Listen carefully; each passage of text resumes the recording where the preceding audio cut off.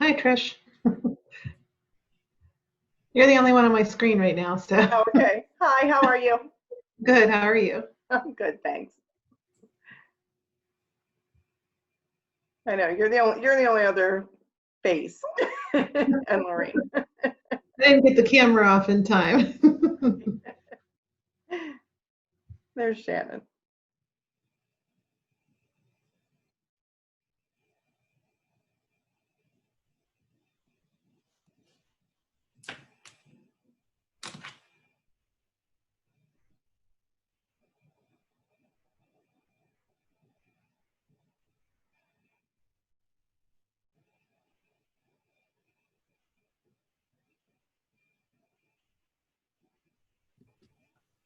Sorry we were late. We were just finishing up another committee meeting, so everybody's coming on right now.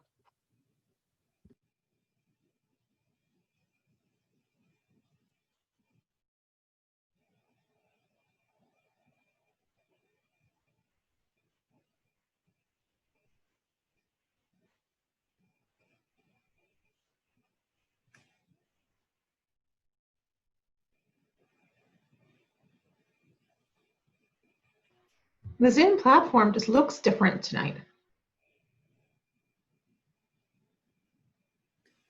Do you have it on Galaxy View? You, Jen.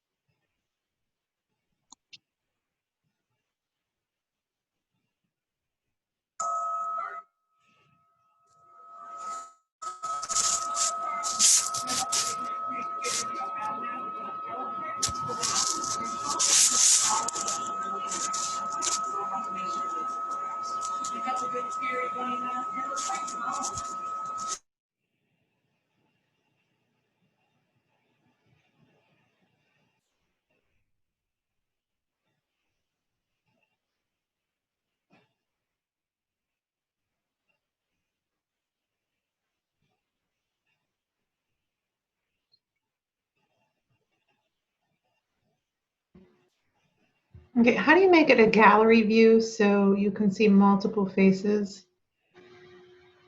Up in the corner, right hand side, it's a little box in the black screen there. It's like a grid up at the Like a top Rubik's in the Cube. right-hand corner of your Zoom screen. It might say, mine says speaker view right now, and it looks like a little, like that little, directors thing that they used to use to call action. I'll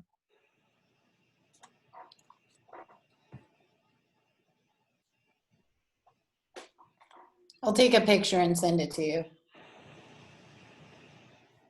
Hold on. Oh, Trish is gonna be in my picture. Smile. Yeah, normally I could see it, but I don't see it today. Like I see myself in the top right corner. All right, hold on. Maybe it's missing. You have it on selfie view? No, I'd prefer not to. It's making me nervous. All right, I just texted you a picture. The first one's what yours should look like with a little grid, and the second one's what it'll look like after you switch it over. Oh, and yeah. Do you have it on full screen? Yeah. See, I don't have that option. Oh, that's weird. Guess you're stuck with yourself. That's not good. Yeah, like this is, I'll send you a picture of what I have. Okay. Show Okay, and it's a tell. picture of you.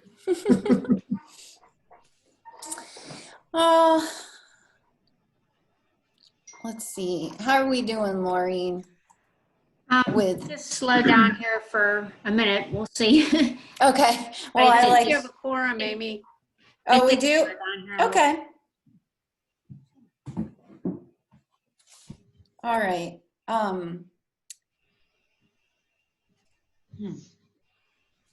I don't have an answer for you, Jen.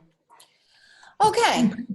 Sorry. All right. Well, I would like to welcome everybody to the Northgate School District Board meeting on September 21st via Zoom. Can we get a roll call, please? Sure. Mr. Ryakovic, Here. Mrs. McWilliams, Here. Mrs. Lumsden, Here. Mr. Gratner, Here. Mrs. King, Here. Mr. O'Keefe, Here. Mrs. West, Here. Dr. Smithy, Here. and Mrs. Robinson. Here. All right, thank you. Okay, I would like to make a motion to approve the minutes from the August 10th Committee of the Whole meeting and the August 17th regular board meeting. So moved. Second? Second. All right. Okay, all those in favor say aye. Aye. Aye. Opposed? Okay. Thank you. All right, superintendent's report. All right, thank you. Good evening, everyone. I want to start off by thanking all of our teachers, our support staff, our administration, our parents, our students for a positive start to the school year under very abnormal circumstances. We've had a number of teachers we've had a number of parents reach out to us indicating that their children are doing well in the online environment. And while it's clearly not what we would all hope for, I greatly appreciate everyone's efforts to make the best of a challenging situation. As you're all aware, this evening the board will make a decision about returning to in-person learning in a hybrid model. And I think it goes without saying there's a lot of anxiety. I can't talk anymore. There's a lot of anxiety and I can't talk about this. And we've heard over the past week from a number of parents, and their opinions on this range from everything to returning 5 full days to remaining completely online. And I appreciate everyone who's reached out and shared their thoughts in a respectful manner, recognizing how difficult this decision is not only for our school board, but for boards all around the country. Before our community and board members have an opportunity to speak, I do want to share a couple things about the situation and the decision to be made. First is in regards to health and safety. Early in the pandemic, I believe superintendents and boards were put, inappropriately so, into the position of having to make public health decisions based on very little information. And obviously that's not our background or our training. Fortunately, that is not the case anymore. As time has passed and research continues, we now have guidelines from the public health and medical experts. The first point of information comes from the Pennsylvania Department of Health and Department of Education in the Determining Instructional Models During the COVID-19 Pandemic Recommendations for Pre-K to 12 Schools. The chart provides information about what models of instruction are indicated based on level of COVID presence in the community. So for us, the past few months, Allegheny County has been maintaining at the low moderate level. And actually for the first time this week, Northgate, so it's a little bit beyond Northgate, it's actually our zip code. We are for the first time in low transmission. So good job, everybody. This means that we have the option to remain fully remote or move to hybrid. And obviously, should our numbers increase into the substantial level at any point, we would immediately move to go fully online. Second point of information we have is from a team of medical experts at Allegheny Health Network who are advising on our specific plan. While we followed the guidelines set forth by the state and county, the board made the proactive decision to go a step further with doing everything possible to keep students and staff safe. Through our partnership at AHN, we have access to a team of medical doctors with a variety of backgrounds, including infectious diseases. I've walked through our hybrid plan with them and providing feedback. I'm sorry, I walked through it with them, and their initial feedback was that it's a solid plan. I've now submitted our written plan to them. They're going to be reviewing that over the next few weeks. They'll provide feedback, and then we'll be incorporating that feedback into the plan. Second point I want to make is in regards to our students. I know we have a number of parents who are on the call tonight, and I encourage all of you to share your experiences. This kind of feedback is always helpful to us in our planning, and it allows us to continue to improve things as we move forward. However, I think I would be remiss as an educator if I did not speak on behalf of our students whose parents have not reached out and who are not present this evening. While we've heard from many of you that your children are doing well, and we've seen evidence of this, we are growing increasingly concerned about our population of children who are not doing well and in some instances are barely present. These are children whose families either don't have the resources to support them or whose families are in crisis. The other day I walked into a classroom where a teacher immediately and emphatically said to me, "We have to get these children back to school." She then went on to tell me about students who need to be physically present in school so that we can look after their physical, social, and emotional well-being, not to mention making sure that they have not completely lost a full year of education. And we have these children all across the district. So as discussions move forward this evening, I would ask that we also keep in mind these children whose voices are not being heard here tonight. I've always believed that one of the greatest strengths in our community is the intense focus on doing what is best for our children. So I thank you for that. And this concludes my report. Okay, thank you for that. Okay, so now we'll go into visitors commentary, and just as a reminder, if you state your name and address, and then you have 5 minutes for your remarks. So I'll start a timer and let you know if you go over your time. So anyone who would like to address the board can just unmute themselves and state your name.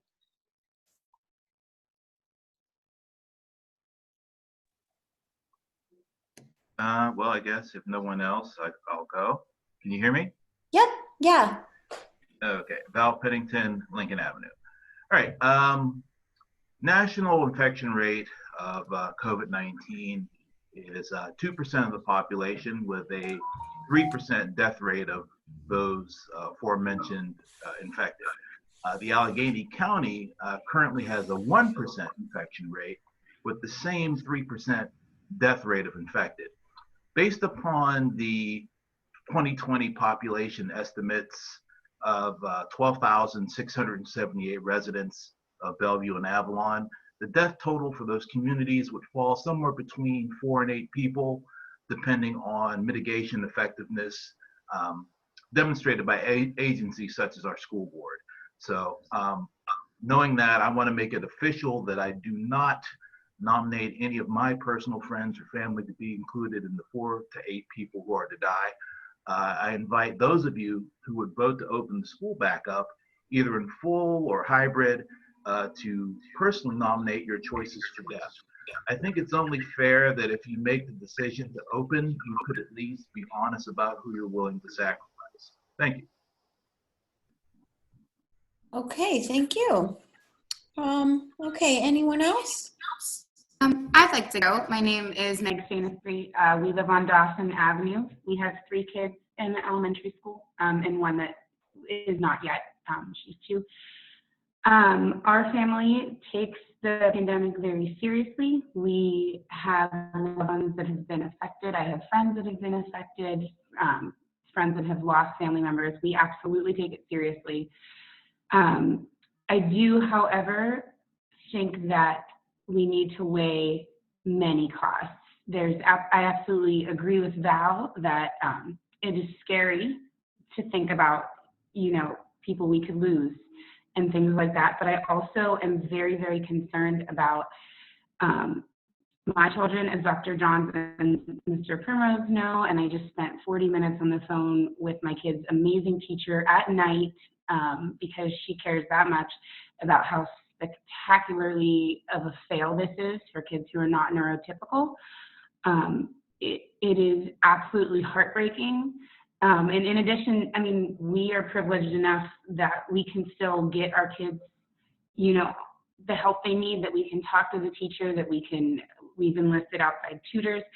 I talked to 3 different kids this week kind of running around the neighborhood, and I asked, you know, what time their classes were, and 3 of them let me know that they have no idea, or their computer is broken, or nobody's doing it with them, or grandma doesn't know how to do it, and so they're effectively not in school at all. They're all kids that are part of underprivileged groups, minority children, low-income families. And I just am really starting to wonder, you know, there's obviously the cost of loss of life in the pandemic, but there's also going to be astronomical costs for families that are not as privileged as, you know, some of us are. And my guess is a lot of those families are not even on this Zoom call because of the other factors in their life that, you know, shift work or, you know, dealing with stress of just all the other things going on. I realize it's even a privilege that I can sit in my office and participate in this in quiet. So it's a complicated decision. I understand you guys are faced with the weight of a lot of things. So I just wanted to be the voice to say I know that it is just not working for some children in a devastating way.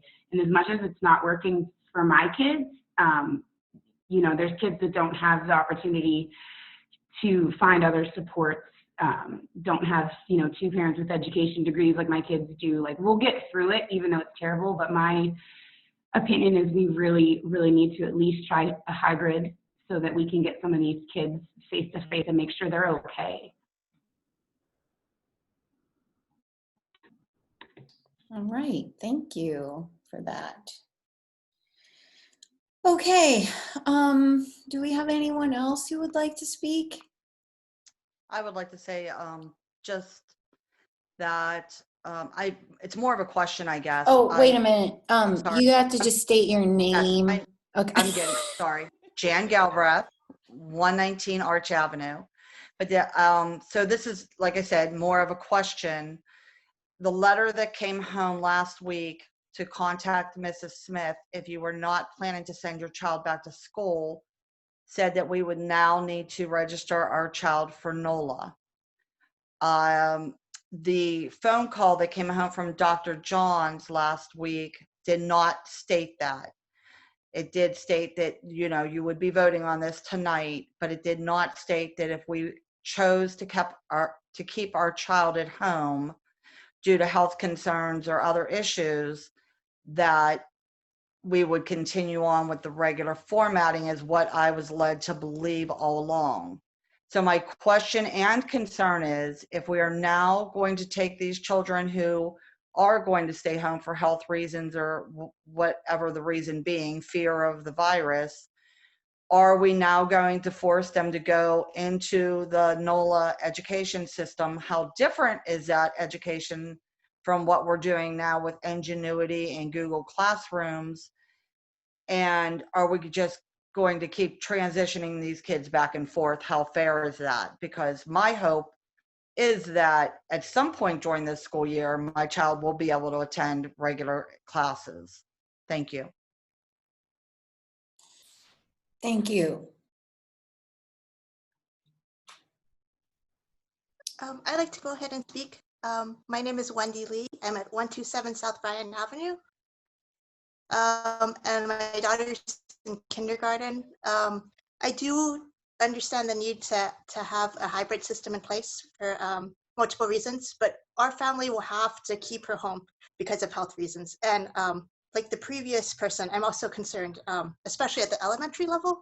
I'm not sure what has been put into place, how much thought has been put into place as to how they're going to adjust to that new system, because I realize that there's no love for the littler kids. So I'm just concerned about making sure that they also get enough academic stimulus. That's it. All right. Anyone else? Amy, I'll speak. Okay, go ahead. My name is Molly Brown Pennington, and I live on Lincoln Avenue. And I have been thinking about Shirley Jackson's short story, The Lottery, in response to COVID. And I Googled the two of those together and realized there have already been a bunch of articles and editorials about their connection, sorry. In the story, and I wonder if it gets taught here at the school, because I think I first read it in high school. It's about a community who enthusiastically sacrifices a person, kills them, because they believe it will benefit the larger whole. And the chilling part of the story is the enthusiasm the community has for the sacrifice, and the reader doesn't know why exactly. It's a tradition, they say something about crops, it's just because it's normal, it's what they've always done. So in the last school meeting, there were questions from a couple of board members that were like, at what point do we open? When there's zero risk, when there's a vaccine? And those questions were kind of asked with a tone that, that zero risk is preposterous. So I just want to state aloud the necessary moral answer that schools should stay closed until the risk is zero or there is a vaccine. Because if there's a case in schools, there's a chance for some people to get sick, some people to get very, very sick, and some people to die. Granted, a low number. In the lottery, they only kill a single person every June, but I'm not okay with any number. And I know the response, but the economy, but jobs, but our childcare, but kids' learning styles, our traditions, our norms. Yes, there are huge structural, societal problems around these issues, but the death of people should not be our only solution. I don't want to be the one to be sacrificed to keep our norms alive, and I won't ask anyone else to be. One death is too many. One death is an annihilation for those who are affected. We've had 200,000 people die, immeasurable loss, immeasurable annihilation to what used to be normal to those that are affected. So I'm willing to sacrifice what's normal for me and figure out all kinds of different solutions for myself and the people I'm in charge of in order to keep people alive. So please don't open the school. Okay, I've heard that's impossible, they're gonna open. Economics, normalcy, tradition, it has to happen. But I'm saying reconsider. Ask yourself, who in this community will you enthusiastically sacrifice? And the last thing I want to say is please register to vote by October 19th. Please vote for Biden-Harris. Vote for Biden-Harris to save democracy and also to give strong public education a shot. The alternative is going to be for-profit, unregulated charter education with a fascist bent. I value our public district. I think I love it, actually. It matters. Vote Biden. Black Lives Matter. And I ask each school board member to say those words, ideally tonight, and to live by that ideal with practical action forever. Thank you. Okay, thank you. I think Polly Ann, did you want to go? And then I think maybe Colleen, you wanted to go, so maybe Polly Ann and then Colleen. Okay. I'm Polly Ann Williams. I live at 460 Dawson Avenue. I listened in on the Committee of the Whole meeting last week where the transition to a hybrid plan was discussed. I would like to urge you to be cautious when planning the return to in-person education. Dr. Johns mentioned tonight that our area is now considered low transmission. I would argue that this is because of the measures we are taking with online school, not a reason to rush back to the classroom. I appreciate the concern that the board has shown for children in the early primary, kindergarten through second grade age group. I have a daughter in that age group. In-person school obviously has the best outcomes for any group, but my understanding of the hybrid plan is that the students will actually receive less live instruction under the plan because 2 days a week will be spent watching videos. This seems even less engaging through no fault of the teachers who are not professional videographers, directors, screenwriters, or editors than the live virtual instruction being delivered today. I believe this hybrid plan is twice as much work for the teachers with half as much benefit for the students. During the discussion last week, Dr. Johns brought up the great point that transitioning to the hybrid plan right away would be a strain on our teachers who have just developed and are still perfecting the virtual instruction. At the time of last week's meeting, our students had been in school for 5 days. Certainly not any sort of sample size to understand whether virtual instruction was working or not. And virtual instruction is working in the most important aspect. It is keeping people safe.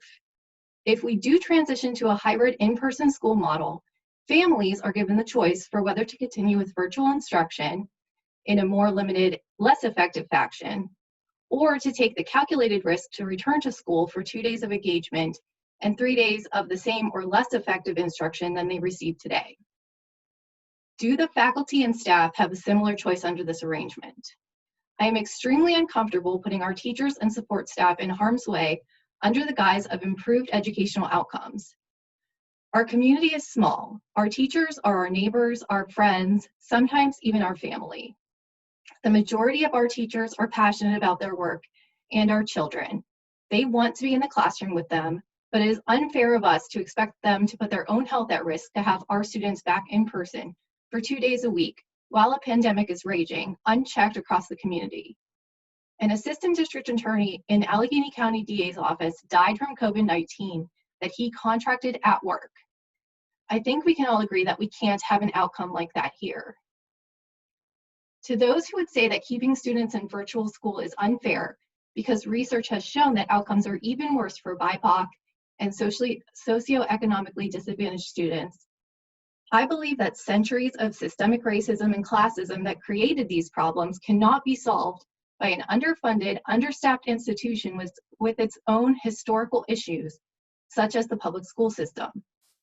And certainly a rush back to quasi-school that risks serious long-term health impacts or death is not the answer to the centuries-old problem, but a red herring to achieve a desired outcome, yet again placing the desires of those in power on the backs of the BIPOC in our community. In truth, a rush to get back to in-person school is a product of the very human desire to get back to normal. I sympathize with this.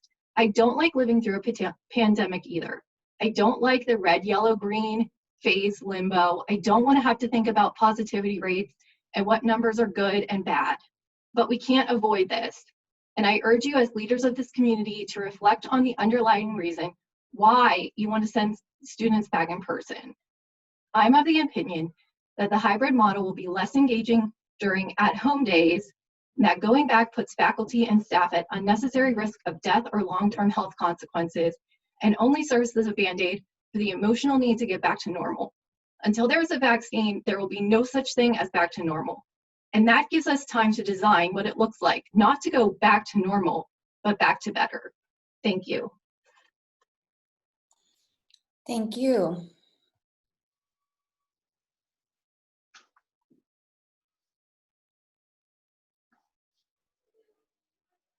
Oh, should I start? Oh, yeah, I'm sorry.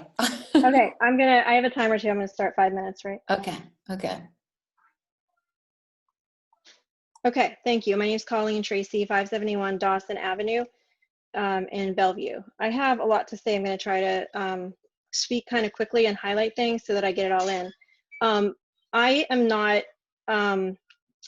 my talking points have nothing to do with whether or not I think it is safe in general to return to in-person. My focus is on the students who are going to be continuing online. I agree with Dr. Johns about concern over looking after physical, social, and emotional well-being. That is the entire reason for my points tonight. I am very concerned about the online students, in our case, middle school, high school, and all of the students we know in those grades who are going to be leaving live stream to go to NOLA. I did have a good conversation with Dr. Caton, and I appreciate that, but I still want to voice all of my concerns because I don't think they were all resolved. I do have a group in the process of creation for tutoring resources, pulling together people from the community. I'm going to be centralizing a list, having a spreadsheet of who's good for which subject area and who has their clearances and who doesn't. This group will also contain general community resources so that we have resources available to parents and students. I also, in general, my concerns from live stream to NOLA, I want to reiterate, it's that there's so much focus on, we have to get these kids back. We have to get these kids back. Socialization, engagement. There's so much focus, and I know it's a good intention, but there's so much focus on the in-person. We are not paying attention to that when we move all of the teachers from live stream instruction to in-person, that exact same socialization and engagement drops for the kids that are still online, that aren't in the classroom. I know they have access like an hour a day to something, or other situations where they have different ways to connect. It is not going to be enough. The live stream offers lecture, engagement, participation, encouragement. Advisory class offers a lot of connection and teamwork, and my kids are thriving, and they know that they're involved. They know they're getting like, oh, good answer, that's great. That they're getting led through the day. I want more of that. I do want to also ask, how will the mental health of students staying remote be monitored? I'm suggesting a brief weekly or bi-weekly questionnaire, a short questionnaire to assess their mental health and see how they're doing with isolation, because I do fear for their isolation. I also want to know if resources will be made available to volunteers who can substitute as live stream for students. So I can personally devote a couple hours a day, a couple days a week to teaching, guiding people through live stream, being available, giving office hours. But I'd like to know if teachers' lesson plans or Edgenuity plans would be available to me and to other volunteers, and I can help organize that. I'm offering right now to be a parent representative with the school to help reach out to all these other parents who might need this connection. I have a group organized with parent volunteers. We've had it for a month or two, maybe 2 or 3 months, with a way to connect to other people that are staying online and share resources there. So I can definitely connect with all those and connect to the school. Let me see, I have a minute left. I really want to sense that education and mental health of these online students is a priority. I know that it is, but there's so much focus on getting them in person and how are we going to reopen in person. And I know that there's equal focus, and I know there's one, Mrs. Smith's been a godsend at school to connect with me all the time about NOLA, but I want to hear it. I want to hear this stuff acknowledged tonight. I know that you can't like respond to question and answer or something from people speaking up, but this should be on the agenda. This should have been on it every single month. This has to be out there, and I really want attention to be given to it. I don't want to feel like I spoke up and there's just dead silence, because everyone is concerned. Everyone that I've talked to with this issue has these concerns, and some of the other ones you heard tonight. I want to also know what research is being done to make sure that these remote learning students are going to be getting the attention they need, and what resources are going to be allocated to that from the school. Last 15 seconds. If there's a way to have teachers do any sort of, the teachers that are doing in person to also do some live stream. Maybe everyone in the classroom does everything online and they just deal with them that way. Or any other additional resources that could be considered to be hired or volunteers organized. Please let me know. I'm super concerned. Thank you. Thank you. I wanted to add something. Okay, great. Just state your name and your address and then take it away. Okay. My name is Heather Hunt. I live at 523 Dawson Avenue. I actually have 3 children. I have one that's in 4th grade at Bellevue Elementary. I have one that's in 7th grade and one that's in 9th grade. All 3 are totally different learners. All 3 have had definitely different experiences with virtual learning. My oldest daughter's pretty responsible and organized and gets through her things. She does have some issues with math and science and says that she could probably, like, she has more difficulty with it online, but she's been doing fairly well with the virtual learning. My middle daughter, who has more difficulty, is in the Title I program and has, we've known for a long time, but has recently been diagnosed with ADHD, and the doctor recommended a 504 plan for her, is having a difficult time with learning virtually. She always has difficulty with organization and focusing, but this just adds a whole nother layer to her problems with learning. Yes, you know, we monitor her during the school day, but it's difficult for us we can't sit in the classes with her for the full time, and make sure she's doing everything that she's supposed to do, like a teacher could if she was right in front of them. The teachers have been great. They've met with us and her on their office hour times. They've stayed after class to meet with us to answer questions. So it's not a problem with the teachers. It's just how she learns, and virtual learning is not the best way for her to learn. And my youngest daughter, who is in 4th grade, has difficulty with anxiety and keeping up in class. She's also in Title I, and she doesn't have as many difficulties as my other daughter, but this type of learning is not suited for her either.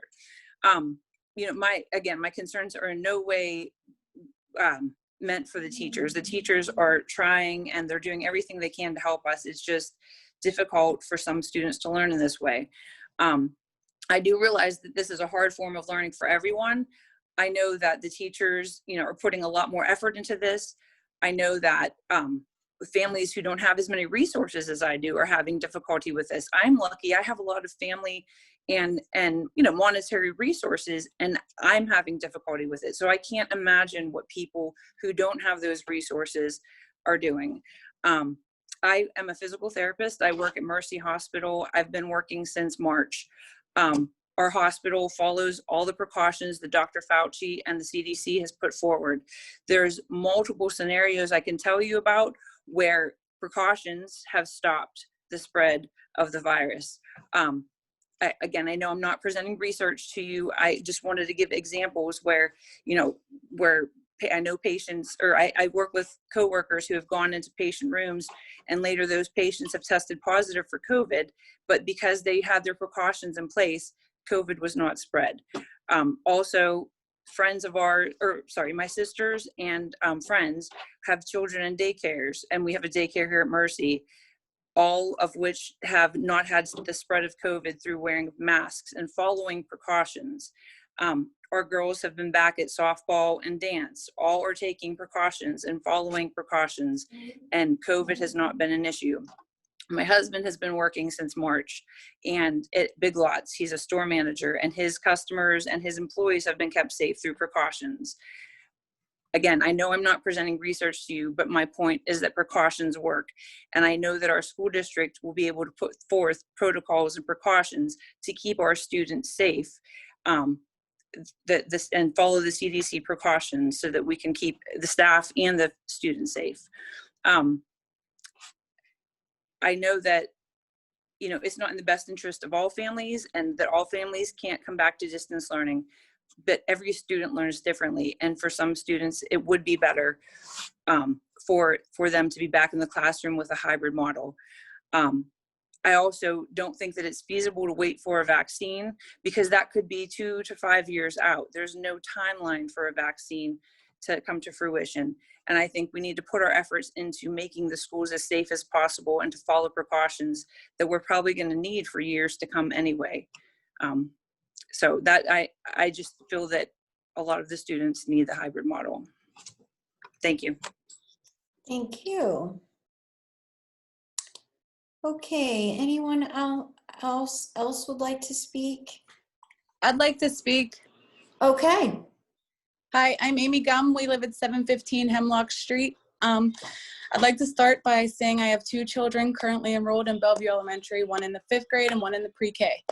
Going into the school year, I did know that there would be multiple challenges with the way things were going to start. I gave it a little bit of time, and just seeing how the days go by every day, I feel as though these children need to be put back into school as soon as possible. My first concern is the amount of instructional time that is given every day. My 5th grader has 2 90-minute sessions that are scheduled for the day. Each session does not start on time every day, waiting for children to get in, get their supplies together. And I understand it's the beginning, but it leaves him to be about 3.5 hours a day. That's if he does his special every day, 1 a day. To me, 3.5 hours is not great for him to be learning for. It's really hard to keep him engaged when there is almost a 2-hour gap in between both live sessions. I get that this is way better than it was last time around, but it's still not enough for us here. And it does seem to be working for people. I just feel it's the lack of time that they have to spend in class. My pre-K child is suffering the most. His day is total of 50 minutes. That's one 40-minute session in the morning and then a 20-minute session 2 hours later, which I can't keep him focused on school at that time because we're at home with our stuff. So he is getting in turn 1 hour of schooling a day. He is done by noon. I have to work and I have to do school and I can't figure out where to make that all work. I can't be his teacher that long of the day. He needs to be prepared for kindergarten, and this is not helping. The kids barely engage with each other. They're suffering. This leads to my next concern, which is the hybrid model. The plan presented with the 2 days of asynchronous learning that the children are going to have to do is going to be reminiscent of the way things were last year, I believe. It was very hard to get my child to focus and read the lessons completely. He did do well, but that's not what I'm worried about. I'm worried about him actually learning. I don't know what we're really waiting for is my biggest concern. I understand people have their concerns with health reasons and such, but there's a way that this can work. If enough people want to stay online, fine. That could lead to be the numbers that the kids can come back to school 5 days a week. We can split teachers. They can focus on the two different structures, but keep everybody together. Other districts have done it, that it's worked. The COVID cases, I did read the report that was posted in the moms group today about the cases that were in certain schools. I did see a couple schools that were close to us. Montour was listed as 7 cases. It did say that they were exposed to someone that may have had COVID and were put into quarantine. Those aren't 7 cases. The death rate is very low. And it was just released today of the numbers in the area, which someone had stated earlier. I don't know that waiting for the vaccine is the best, as that was said before. Not everyone takes the flu vaccine. Just last school year, we had a run of maybe a month straight where there were 10 kids out at a time from classrooms. Nobody seemed concerned then. Nobody washed their hands more then. It doesn't really make sense to me. I also have a concern with the hybrid that will these kids carry their books back and forth every day? My son in pre-K has a box. Do I bring that box back and forth with me? Does he need that stuff because he needs to have it in his own space? That's a concern. The lunches, do we still pick up the lunches the same? Is it just going to be less lunches that we pick up? How's that going to work? We're running kids all over the place. Let me see. I think that's about it. I just don't know. I don't think this should be made political. I think this needs to come for the children. The children aren't going to advocate for themselves. They're not going to say, let's go back to school. But I will tell you that my son, speaking to his friends on the phone, they want to go back. They're ready. They don't understand what's going on. I think if we put the measures into place that we have with the masks and the social distancing like we've been doing, everything will be fine. Let's have a survey. Let's see who wants to go back, who doesn't. Let's see what the numbers really say. So I hope everybody can take a little bit of everybody's thoughts into consideration tonight and, you know, get these kids back to school. 5 days a week is what I really think is going to be the best, and not really the hybrid, but I'll go with whatever to get them back. All right, thanks. Hey, thank you. Okay, anyone else? There's an AD block down. That's me. I'm sorry. My audio is not, or my video is not working. Oh, okay. Did you want to speak? Yes, if I could. Yeah, sure. Just state your name. My name's and Angela. address. Sure. Angela Dixon, and I live on McKinley Avenue in Avalon. I didn't really have any questions, just more so, I don't know, just observations, concerns. Considering we have not dealt with a cold and flu season with the coronavirus, how exactly are parents, teachers, et cetera, supposed to differentiate, differentiate between that and corona, and whether or not people are sending their sick children to school because they have to work or they don't have a babysitter or anything else? And also with the holiday season approaching, you have people traveling, returning to school, you know, after seeing grandparents or going to holiday parties. We could be looking at a major outbreak within 2 weeks of being back at school. And supposedly we're coming up on 400,000 deaths around January. that's just a major concern for me. And that's all I have. Okay. All right. Thank you. Ron, were you Yes. unmuting yourself because you'd like to go say something? I I would. mean, okay, great. Yes, thank you. So, I don't have anything scripted or anything, but Oh, wait a minute. Name and address first. Oh, yeah, sorry. My name is Ron Bettison. I live at 124 Prospect Street. So what I wanted to say is that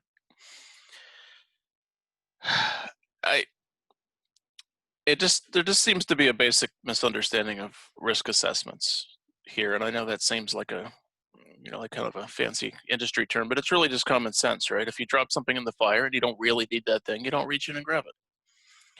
So with this hybrid model, we're talking about splitting everybody into two cohorts based on nothing else, but maybe random chance. I don't really know what your reasoning is, but it's basically still the entire population of the school.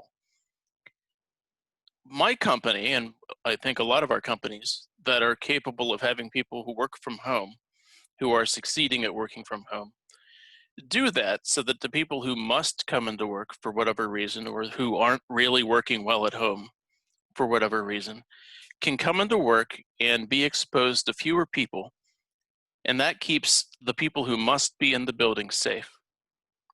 So if you're going to be splitting people into cohorts, you really ought to be listening to people like Val and people like Molly, who are really stressing the idea that if you don't need to risk somebody, don't do it.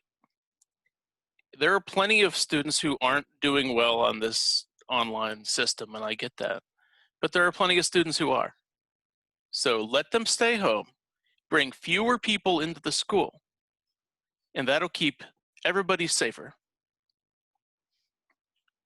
I thought Polly Ann made a really great point in that if the idea is to bring people into school to enrich their learning, you're not doing that if you're making them watch videos all day and having them done with their school by 11 a.m. 3 days out of the week. My kids are doing fine. I'm very fortunate that they're doing fine from home. I know not everybody's in that position, so I'm not really advocating that everybody be treated like my children. What I'm advocating for is that people shouldn't have to go into that building and exposing teachers and other students and themselves and all of our extended families if they don't need to be there. My kids who are doing well do have reasons to go in there once in a while. My daughter has chemistry lab that she's going to need to do, and you can't really do that from home. There may be portions of art that she's in. Maybe that should be best done in the school where the facilities are. But otherwise, it doesn't make any sense to send them in and expose everybody for no other reason but math. And the last caller said we shouldn't make this political, but there's no possible way to make this go political faster than to leave it up to a survey and ignore the science. And the science says you don't take a risk you don't need to make. So thank you for listening. Okay, thank you for sharing. Okay, anyone else? Hi. Okay, wait, we have Alyssa, and then maybe, I don't think your name's Michael, but, okay, so how about we'll have Alyssa go and then not Michael. Right. All right. Alyssa Mela, 114 Cedar. I did send an email, so I'm going to be brief, as at least try. But I thank everybody that made the efforts for starting with online school. My daughter's in second grade. She's been doing really well with it. The live sessions have been engaging, and it's better than for us what we were doing in the spring, where I was driving more for her to get things done. And she doesn't listen to mom, but she listens to her teacher. So I appreciate that effort, and but we are going to keep her home for safety reasons. I have discussed it with her, and she without me really leading her, she agreed that, that's the safest option. My concern is then, now that when we switch to the hybrid, things are not going to be as well, because we're going to have 2 days of the asynchronous learning. So it sounds like it'll be back to me, like nagging her all day and night to, watch videos and do work. And then 2 days she will be watching a live lesson where there will be students in person. And I just don't know what that's going to look like, because we have such wonderful teachers at our school, but it still sounds like a lot for them to try to manage the students in person plus on the computer. That just seems like a lot of work. And and of course they would have to really give special attention to the students that they're physically responsible for. And they'll have the classroom management that you have in person school. So I just don't know what that's going to be like for the students remaining online.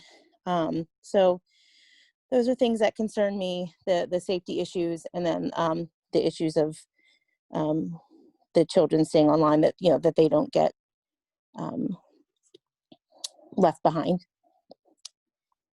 But again, though, thank you to everybody in the district and our wonderful teachers. And, I really appreciate all the efforts that have been made to make this work since this nightmare started. So thank you all. Okay, thank you so much. All right. Hello, can everyone see me? Hi, I'm Kristen Worth at 815 Jackman Avenue in Avalon. This has been really hard. My daughter has special needs, and it's been really, really hard, but we keep doing it every day. I support everyone at Northgate. And as Ron Bennison said, the special needs kids should be able to go back. I don't care if there's only 3 kids that go back, maybe 4. But my daughter she's a junior in high school. I've been sitting with her every day in classes, from Mr. Bishko's class to Miss Winovich's class to Miss Stone's class. And she also goes to Beatty. We do Beatty online 3 days a week. And then we go to Beatty Thursday and Friday. It's been great. She needs to be with her peers. And I know we have to have our community be safe.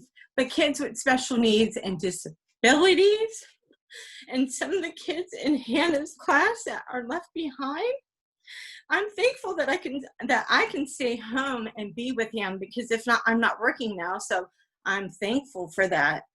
But some of these people in our communities can't do that. So whatever we do, I'm just praying for the best, and we should support each other. No politics, nothing right now. We should just support each other.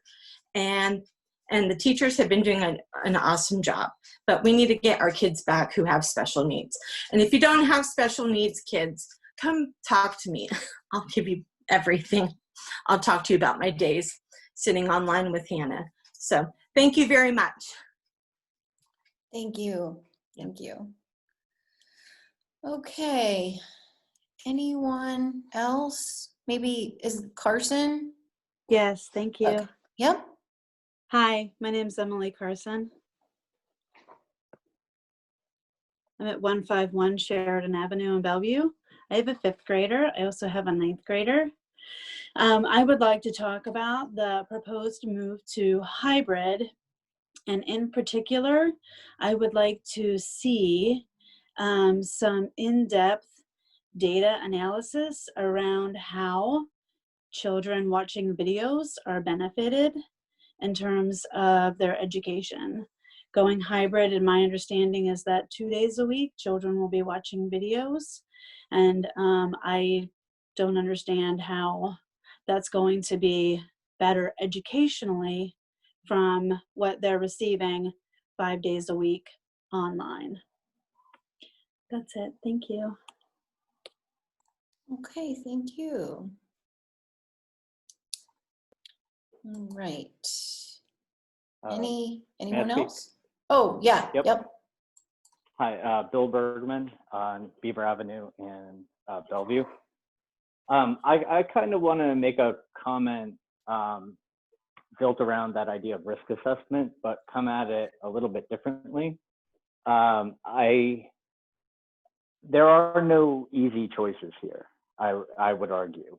That no matter what choice the board decides to make, there will be some members of our community who are asked to shoulder the burden, whether it's the academic burden of bringing our kids to the schools or their class sessions or not.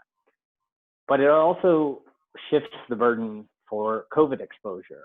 And I don't want that to be lost in this, that just by keeping the kids out of school doesn't mean that we have moved exposure levels to zero. That choice also has a consequence associated with COVID. It means that families who need childcare put their kids in childcare and increase their exposure, or have to work and collapse themselves into larger family units under one roof, and thus expose themselves more so to COVID. So these people may not be the most visible or vocal, but some members of our community are being asked to shoulder this burden too. So I would argue that we don't have any absolutes that free ourselves of the responsibility of COVID. And I've kind of been following what the school board has been doing over the past sessions, even committees. And I would say that nobody is running into this headlong, foolishly, not balancing, trying to find some balance to the issues. I will admit, I do not agree with everybody in their positions that they've stated in the meetings, but I don't think anybody's operating in bad faith. And not that some of the comments have suggested that, but they're not operating in those extremes. So anyway, my point just is, there are no good choices for anybody. We're not going to solve it for everybody with one choice. So thank you. Thank you. Okay. Anybody else out there? I would like to speak. Okay. Okay. Jody Sermonera, South Bryant Avenue. Okay. First, I want to just comment about the thoughtfulness and care with which everyone on this call is addressing their concerns and addressing the school board, and the thoughtfulness with which the school board has come into a lot of these decisions. And I really think that's one of the most impressive things about our community, and I appreciate about living here. So my second thing that I would like to say is just a concern about what the hybrid program, or not, what the virtual program is going to look like for elementary students if and when the hybrid model is implemented. I have made the decision to keep my children at home. I have 3 elementary aged kids. They are doing well with the virtual learning, but my concern is that there's going to be so many different styles that they're going to be need to learn through. So not only an online class streaming with their cohort, but then the Wednesday that is going to be the similar live streaming like we have currently. And then they're also going to have asynchronous days. So there's so many different models that they're going to have to be effective in. And I'm concerned about how they're going to be able to transition to that, having already started to get the hang of and transition into this live stream every day with their teacher in the virtual system. So I would like that to be addressed just a little bit. That's all. Thank you. Thanks. All right.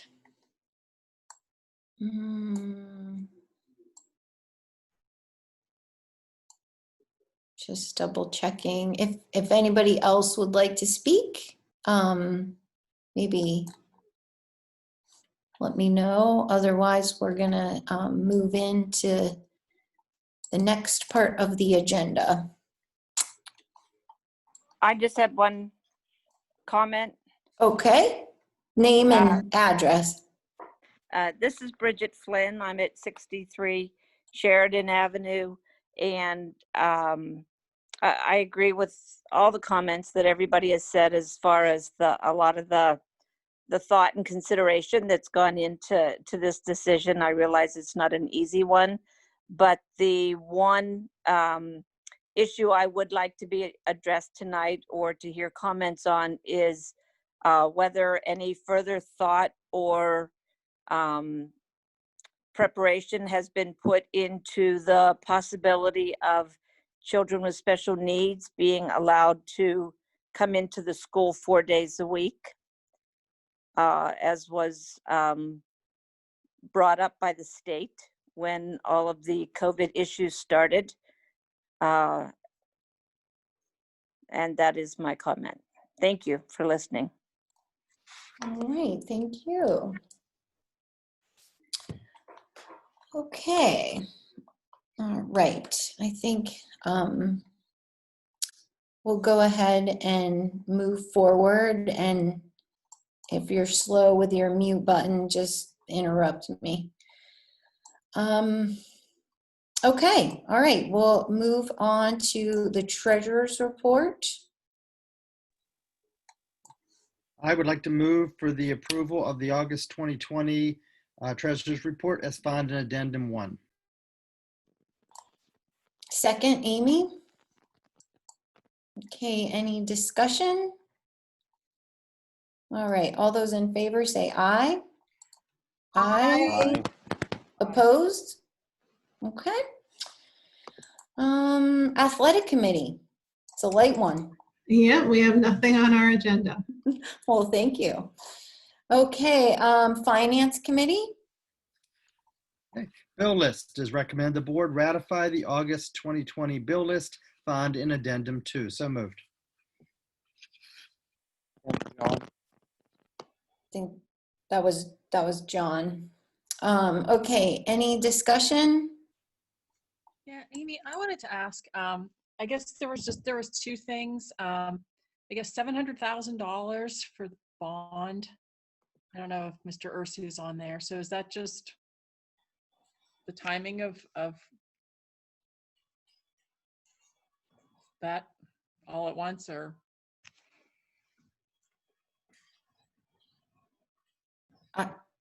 Dan, do you know? Is Chris here? I can't hear you. I think you might, I don't know, maybe you're hooked up to your headphones. Seems to be happening a lot tonight. But you're not muted, but I can't hear you.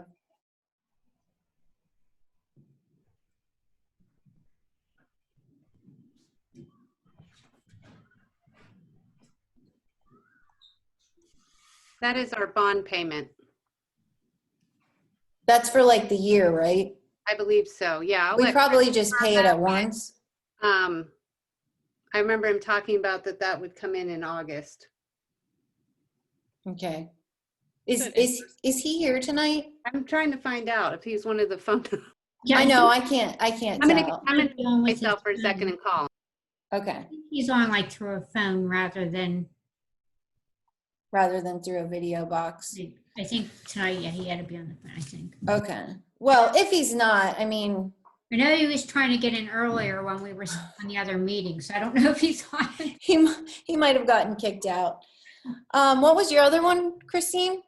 Yeah, I know Dr. Johns, you joined the Pennsylvania Association of Rural and Small Schools. I guess that's the dues that go along with it that we paid this month. And I was just going to ask you, just at a later time, I know we have so much on our plate, if we could maybe just put that on the agenda and you could just fill us in on what that group is doing and how Northgate might benefit from some of their initiatives. I was checking out their website and things like that. So I know you're on there. Yeah, we actually, we just had a board meeting, so I was, and I will fill you in more so, but it sounds like there's even actually going to be some opportunities for our students that I wasn't aware of. So I can prepare a report for the board on that. Okay. That's it. Thank you. Okay. Any other discussion? All right. All those in favor say aye. Aye. Aye. Opposed? All right. Ray, It is recommended the board approve an amendment to the contract with Epic I'm here. Communications. I'm sorry. There was a question for me earlier, and I couldn't get my phone to unmute. If you'd like me to answer. I think we're okay.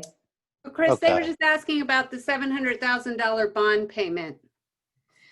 Yeah.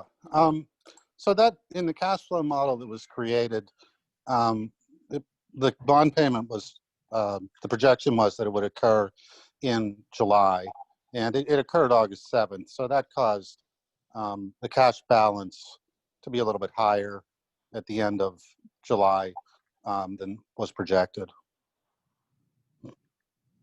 Good. So it was Okay, just great. it was just a timing issue. But we pay that all in one lump sum every year, right? We do, yeah. Okay, and then is that are we supposed to be done with that in 2023? No, actually, we will be done with it next year. Oh, that'll be our final payment. 2021. All right. Yeah, and next year. It'll be a $560,000 payment. Oh, that's right. I remember that. That's amazing. So Mhm. this is our last $700,000 payment. So great. Yeah, and Okay. also that we get about 100,000 back from our PlanCon reimbursement. So it's actually comes out to about 600,000 this year. Next year it'll be about 500,000 net. Net. Okay. Mhm, Okay. after the Great. reimbursement. Yep. Awesome. Sorry Thank about that. you. That's okay. We'll cut you some slack. Always. Okay. Sorry, Lene. Right. E-rate. It is recommended the board approve an amendment to the contract with Epic Communications, which provides full service E-rate support. The amendment extends the contract through the 24th year of E-rate, Sorry about that. 2021 to 2022. Okay. moved. Second, Amy. All right. Any discussion? Okay. All those in favor say aye. Aye. Aye. Opposed? All right. Real estate settlement. It is recommended that the board approve a settlement with Eaton Park Hospitality Group, Inc. to establish assessments of $1,150,000, $1,100,000, and $1,050,000 for block and lot 160-N-140 on Ohio River Boulevard in years 2018 through 2020. This settlement will reduce real estate tax revenues by an average of $10,423 per year and has been recommended by Andrews and Price. So moved.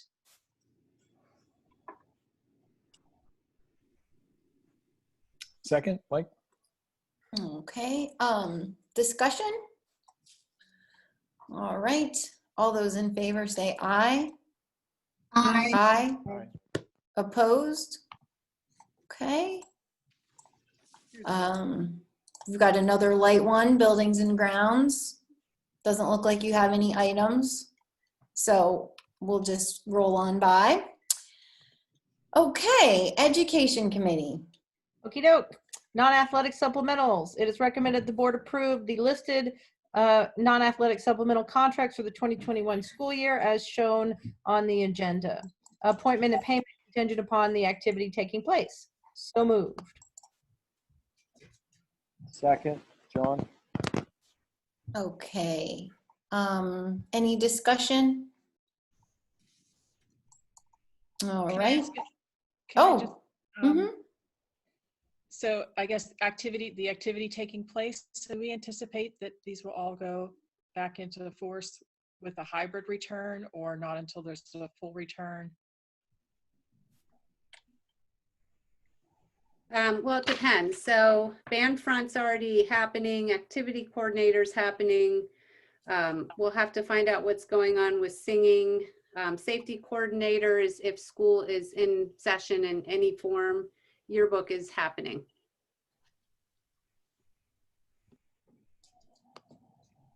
What about National Honor Society? That's happening. Oh, okay. Happening. Okay. It's him. All right. All right. Okay. Any other discussion? Amy, Yep.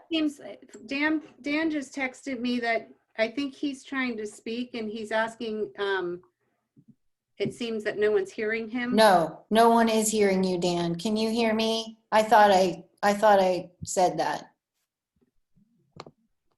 No, I can't read lips either. Yeah, Dan, I'm going to suggest that you maybe log off and try to get back on, because if we can't hear you vote, then your vote can't be counted. So if you want to, disconnect and then try to connect again. And make sure you don't have headphones connected. I was going to say, check the audio. Check the audio, yeah. All right. What do we do while he's gone? Well, I would just wait a minute or two, because it seems like he maybe even had a question on this agenda item. So I'm texting him to see if he can text that in, but he's probably in the middle. Yeah. Let's all sing a song together. We'll just pretend we didn't hear that suggestion. Like old school Sesame Street songs. Oh, sounds like we might have him back.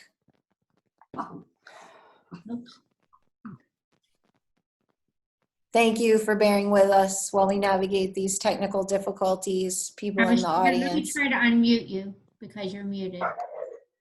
Oh, I hear a dog. That's my dog. Sorry. I was hoping it was Dan's dog.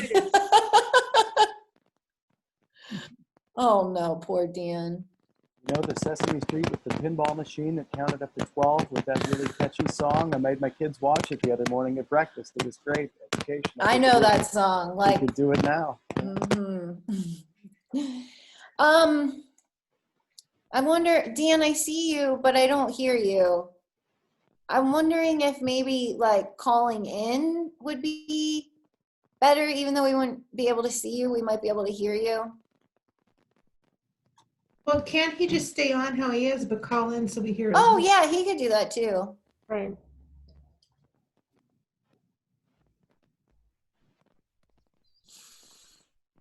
Well, especially while he's here right now, could you just, I know we've got, is there a way to open up the chat just to see if he had something to say about the supplementals before he has to log back on and off I again? don't know.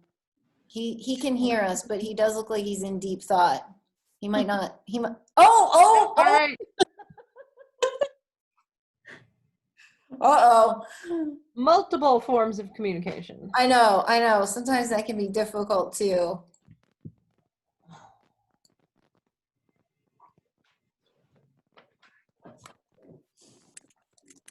Right. We don't actually have to see him to count his vote, but you do have to be able to hear him to be able to count his vote. Okay. All right. Let me see here. I'm not really sure what to do.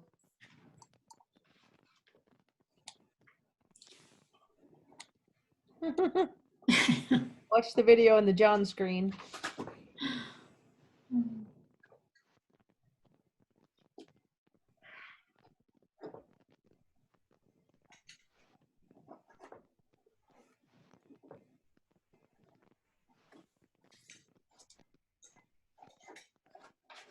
Are you having any luck, Dan? I guess that's a no.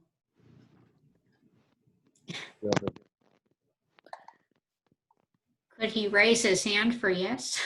I know. No, What if I called him and he was on speakerphone? We actually have to be able to hear him. Yes.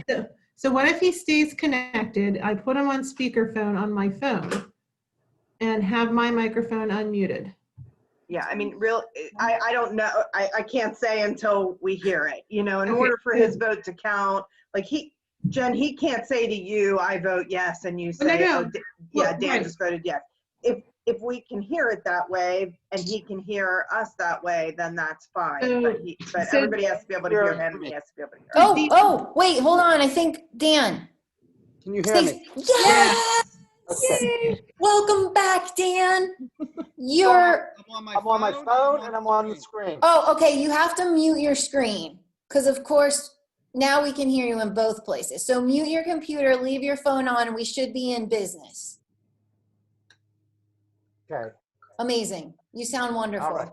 Okay, great. So we were talking about whether you had a question about, were you trying to ask a question? No, I was actually trying to tell you that the payment for the bond was an annual payment.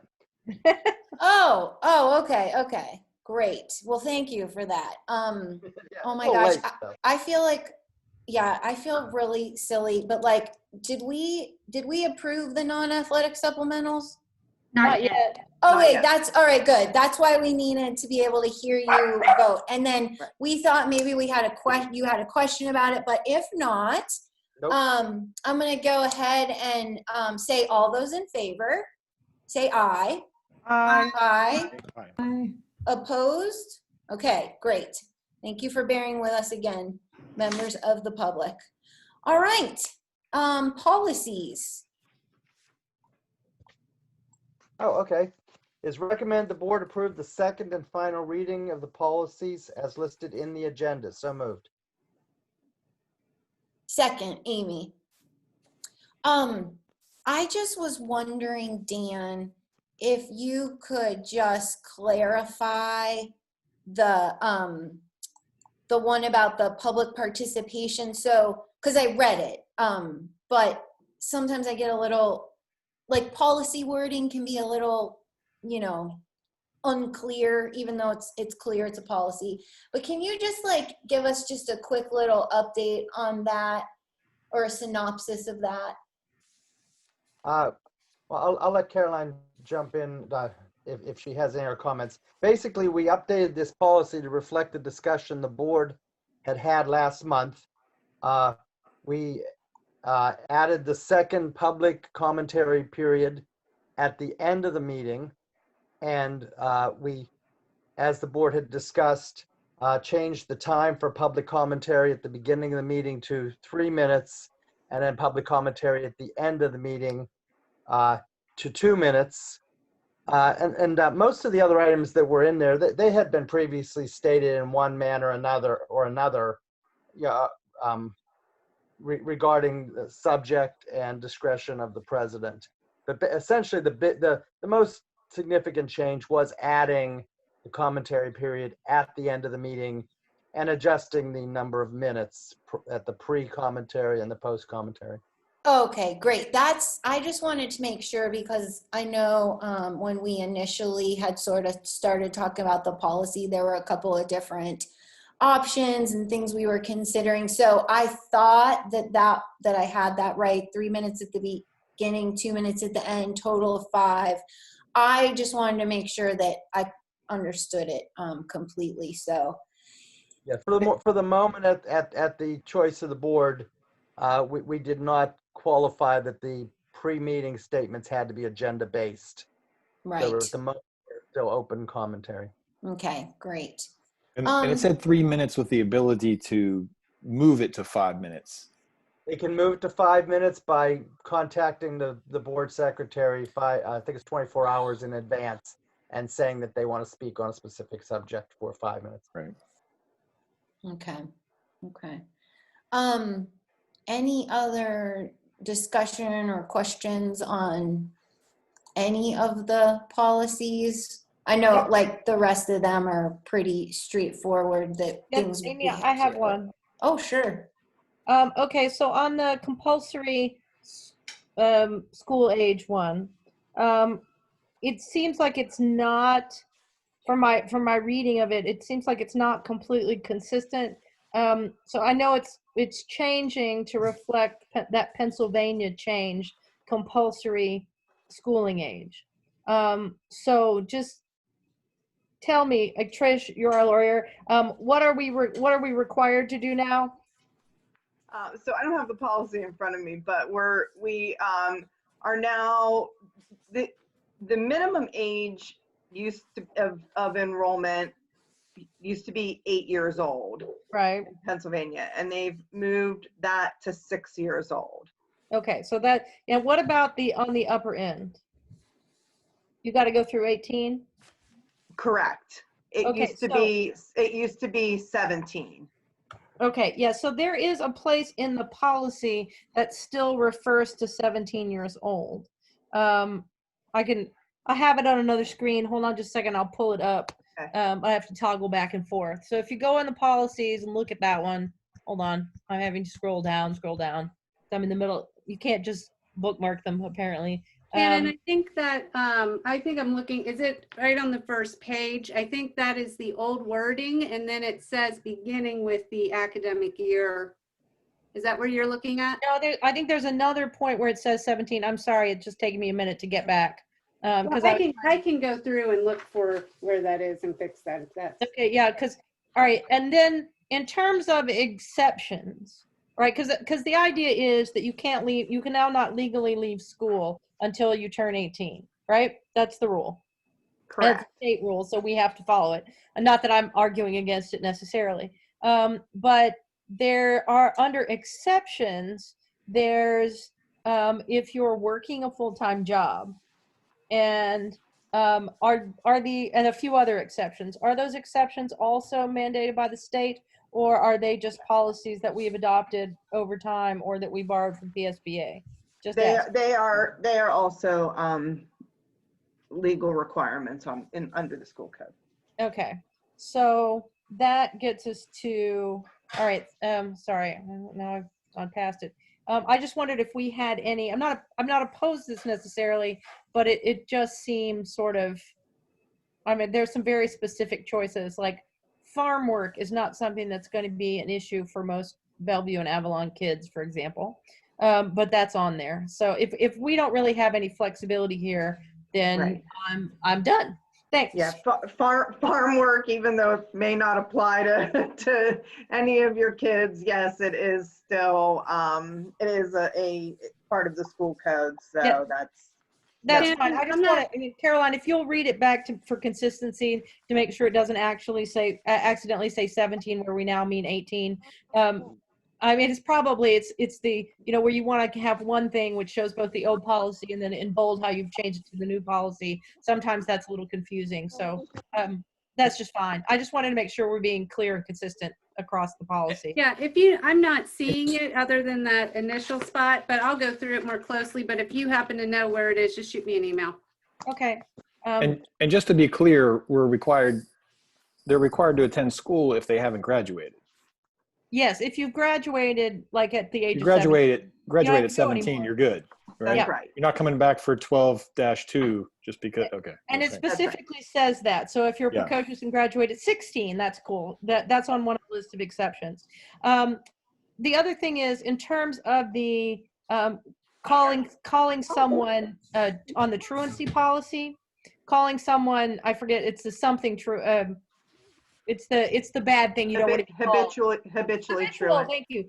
I think it probably is covered, but I know that when my kids were little, they all had asthma, and I would get a letter from the administration, a couple superintendents back saying it's very important to send your child to school, and it's very, blah blah blah. And I'm like, yes, I'm desperate to send my child back to school. Maybe not as desperate as we are right now, but if we don't really have language that deals with chronic conditions. And and so people were like, well, just take them to the doctor. And I would call the doctor and the doctor would say, they're wheezing, keep them home, give them some albuterol. When I would do that, then I wouldn't have a doctor's note. And so I would suggest that what we need to do is to look at adding some chronic condition language that specifically says what parents of children with chronic conditions should do. Because we have a de facto policy, but we don't have a written policy in that thing. And some other friends of mine had a kid who was home with mono, and even though she was on homebound instruction, and they knew it, they would get the same, don't you know your child should be in school, wagging finger letter. And we may have changed the wording of that letter, but kids, that also doesn't really, it gets generated even though it's sort of not a problem. So I'd like us to add in the near future, some chronic condition language to the habitual truant, or to the absent, excused, not excused, truant, habitual truant policy, please.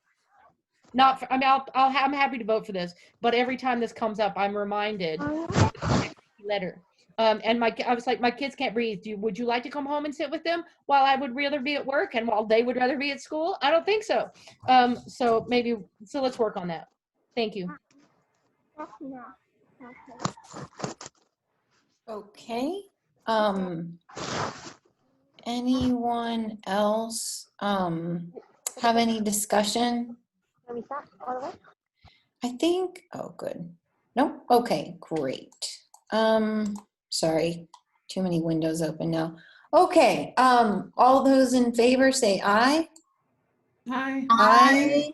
Aye. Opposed? Okay. All right, food service? Food service. Mobile app, it's recommended the board approve the purchase of My Text, which is a mobile texting program that allows the food service department to communicate news, updates, and notifications with students in the high school. The cost is a one-time setup fee of $35 and a monthly charge of $30. So moved. Second, Amy? Okay, any discussion on this one? All right, all those in favor say aye. Aye. Aye. Opposed? Okay. Technology. It is recommended that the district purchase 40 iPads and cases for elementary students at a cost not to exceed $13,000. So moved. Second, Jen. Okay, any discussion on this?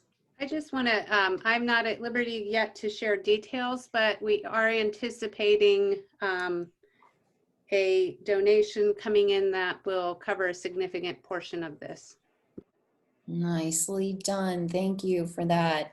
And thank you to everyone in the technology department who's trying desperately to get all of the devices that we need for our families. I know it's not easy right now. Okay, anything else? All right, all those in favor say aye. Aye. Aye. Opposed? Okay, administration. School Resource Officer, it's recommended the board approve the School Resource Officer agreement with the Bellevue Police Department and Borough of Bellevue for August 2020 through June 2021, with the school district covering 100% of the SRO's salary during the time in the district. So, oh, go ahead. That was Jen. And then I'll second Amy. Okay, did we have any questions or discussion on this particular item? Yeah, I guess I had asked about, just like looking at the agreement, and I know it's written to say that we're adopting it from, August through June, so I guess, can you just tell us, Dr. Johns, how does that work? I guess it looks like the fee is, I don't know if we could break it down by day. It looks like it'll be about $350 a day. And then I also saw, which I was not aware of, about, how the program's evaluated and if there's statistics gathered on referrals and things like that. And I didn't realize that there's supposed to be a committee, and I didn't know if it says 2 board members, chief of police, the mayor, and council president of Bellevue. And I also think there's language in there which may just be outdated, but it says, that they spend the majority of their time at the high school and then time as needed at Bellevue. But I would assume that that would include Avalon as well. So Sergeant Hudson bills for the hours that he is in the district. So if, like, right now we're not in school, we're not paying anything because he's not in the district. In terms of the committee, I read through that again, and I think the language is a little vague. It looks like that happened in the first year or two. There has not been a committee in place since I've been in the district, so I don't know if that existed prior to me being here, but There has not been one in place, and we have not been collecting data. I do think that's something that we'll be looking at, but that's where we're at right now. And he does, he's at the high school. So occasionally he'll go to Bellevue Elementary if we have something going on down there and we ask him to. He has gone down to Avalon, but mostly he's at the high school. Yeah, I mean, I guess I would just say, since it's kind of vague, it does say that there's supposed to be, meetings twice a year with members of the board and everything else. But I don't know, since we're not obviously in need of this service right now, could we revisit that and get the contract more clear on what it covers? I have a feeling, especially if that committee says that it's supposed to include members of council, that was something that was put in place when the borough helped cover the costs of that position, because originally that's how it was set up, that the Bellevue Borough paid some and we paid some, and then a grant paid some. So I'm not really sure about the committee needing that necessarily, but I do agree about revisiting at some point and just figuring out like if we need to adjust some of that wording. When would we, or like what committee, Dr. Johns, do you think that we would kind of like throw that to? I would create a task force for that. For that specific thing? Like, right. I mean, are you talking about for this year or for next year? Well, just at some point, like, because if it has outdated verbiage, I think we would want to take a look at that and see about adjusting it. Specifically, like, if we don't think we need a committee to meet. Yeah, so what I would do is I would suggest doing it in the spring. And because, I think we need to go ahead and get this in place for this school year, but take some time, put a task force together, take some time, look at that. And, I don't think there's anything wrong with revisiting how the SRO is utilized and so forth. It's been, like I said, it's been before I've started here. So it's been a little while, I think, since those conversations have happened. Amy, Mm-hmm. let me just suggest that instead of creating a separate group, just deputize one of the committees to take this on. That's what I was wondering, if like maybe we couldn't have like finance sort of talk through it in finance, or I mean, that seems, well, so that from like a contract point of view seems to make sense. From like a data gathering point of view, it might make more sense under education. Right, or some other aspect of it. Yeah, I agree. The contract part is probably, I mean, is finance, but there's also, in terms of the job description, for example, that's an overlap of with sort of partly student issues, so partly education, but partly discipline. So wherever guidance issues get dealt with, and sometimes those are education and sometimes they're not. So I don't know. Okay, well, I'll think about that, but places where personnel, which used to be its own, right, is showing once again where it's really both finance and how we deal with students. So okay. Well, yeah, let me just think on that. But I did make a note, and I will make sure that I won't wait until spring to like get it on a committee or a task force's radar, but then we'll revisit that in the spring. Thanks for bringing that up, Christine. Any other discussion on SRO? Well, can I just ask, I mean, do we have to vote on that tonight, or did we decide, can we wait a little while just to get clarity? Because I actually really did want to know, like, especially if we go back to hybrid and we have fewer kids, and, what the role, I mean, I saw, in the contract, it clearly states he's not, and I understand he's not going to be hall monitor and things like that. I just wondered, can we talk about it more, or what is the next step tonight? I would recommend approving this. Yes, I think we can discuss it, but I am not comfortable with not having a school resource officer if we are back in person. And if we're not back in person, it's kind of a moot point because we're not paying him. Okay. All right. So, And sorry, I'm not trying to be cryptic with this, but part of that is security issues, and that would be an executive session discussion. yeah, and I mean, we pay him based on his salary that's negotiated with the borough. So it's not like we could say we're going to pay you less if there's less kids or anything like that. So I'm not really sure right now that there's a whole lot to discuss. But it does, yeah, it sounds like Dr. Johns would like us to approve this evening so that when we're ready to go, we'll have our school resource officer available. So there's not time to wait till next month to just clean up the contract? I mean, I just don't know if it looks like you have to sign this, Amy, and a couple other people. I'm not comfortable signing something that contains a lot of language of things that we're not doing. Well, I would actually just suggest vote no. Yeah, if you're not comfortable, I understand. I'm just saying I think we should, do we not have until like October if the earliest we're going to return is November? Well, I don't know. I mean, Dr. Johns has a recommendation. I'm kind of inclined to follow her on this one. Right. But if I'm for looking at it and doing it, but right now with everything that's going on with reopening school and online learning, I don't feel that anyone, at least on the administrative team, has the time that I think this work deserves right now. And our SRO agreement's been working well. Our relationship with Sergeant Hudson's been working well.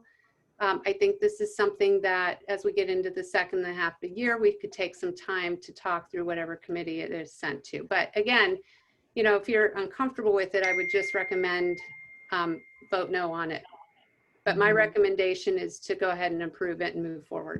Yeah, I'm not discounting the work of the SRO, just really the contract. So, okay, thanks. Yeah, and I think for me personally, the reason I'm okay, other than the fact that Dr. Johns has given a recommendation, which she doesn't typically do she definitely doesn't do lightly. The other thing is too, the main points of the time, how the SRO is paid, none of that is going to be changing. So because it's not anything that's substantial as far as what our SRO will be doing and how much he will be getting paid, I'm okay to put that off till spring and still sign the document. So, but thank you for mentioning that. Okay. So all those in favor say aye. Aye. Opposed? No. Okay, it is recommended the board approve the attached list of drivers for Roanoke Incorporate for transporting students as verified by Roanoke as having proper clearances, physicals, and licenses to transport Northgate students and contingent upon final review of clearances by the district. Continued utilization of drivers is at the discretion of the school district. So moved, Jen. Second, Amy. Any discussion? Yeah, I had a question. Do they have new requirements, I'm sure, that we have in writing somewhere that masks will be worn and all that kind of stuff, all the precautions that need to be in there? Yes, we asked them to submit their safety plan. And we have created our own requirements for them. Okay, thanks. Okay. All right. All those in favor say aye. Aye. Aye. Opposed? Okay. All right. It is recommended that the board approve the updated phase school reopening health and safety plan, which details procedures for the opening of school. So moved, Amy. Second, Jen. So real quick, just for the public, since you don't see a copy of this until the board votes on it, the current plan that the board is looking at has the hybrid starting on November 5th. So that is a Thursday. That would allow cohort A to attend school that Thursday and cohort B attend school on that Friday. So that is what's in the plan. Obviously, anything that the board decides to adjust or revise, then we would incorporate that, and then that is what will be posted. Okay. And do we have any discussion?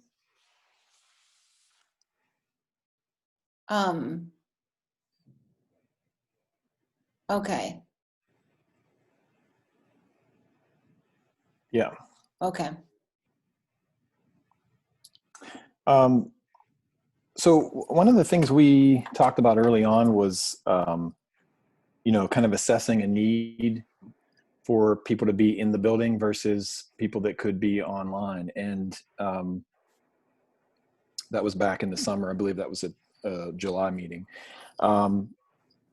And at that time, we didn't really expand on any of those ideas as to how we would determine students that needed to be in the building. But I guess there were reasons for not considering that kind of option. And I just wanted to kind of review those so that I better understand it. Because most of the reasons, I'm just interested in the reasons for going back in. I very well understand the reason for some kids needing to have in-person teaching in order to, you know, in order to thrive in this environment. And I get that. And it can be safe for a limited number. I do wonder what our numbers are for parents that are willing to send back versus online. So the reasons that I've heard for going back so far, that's one of the good ones, is the education value that we need to see. And in some cases, special needs education, that totally makes sense.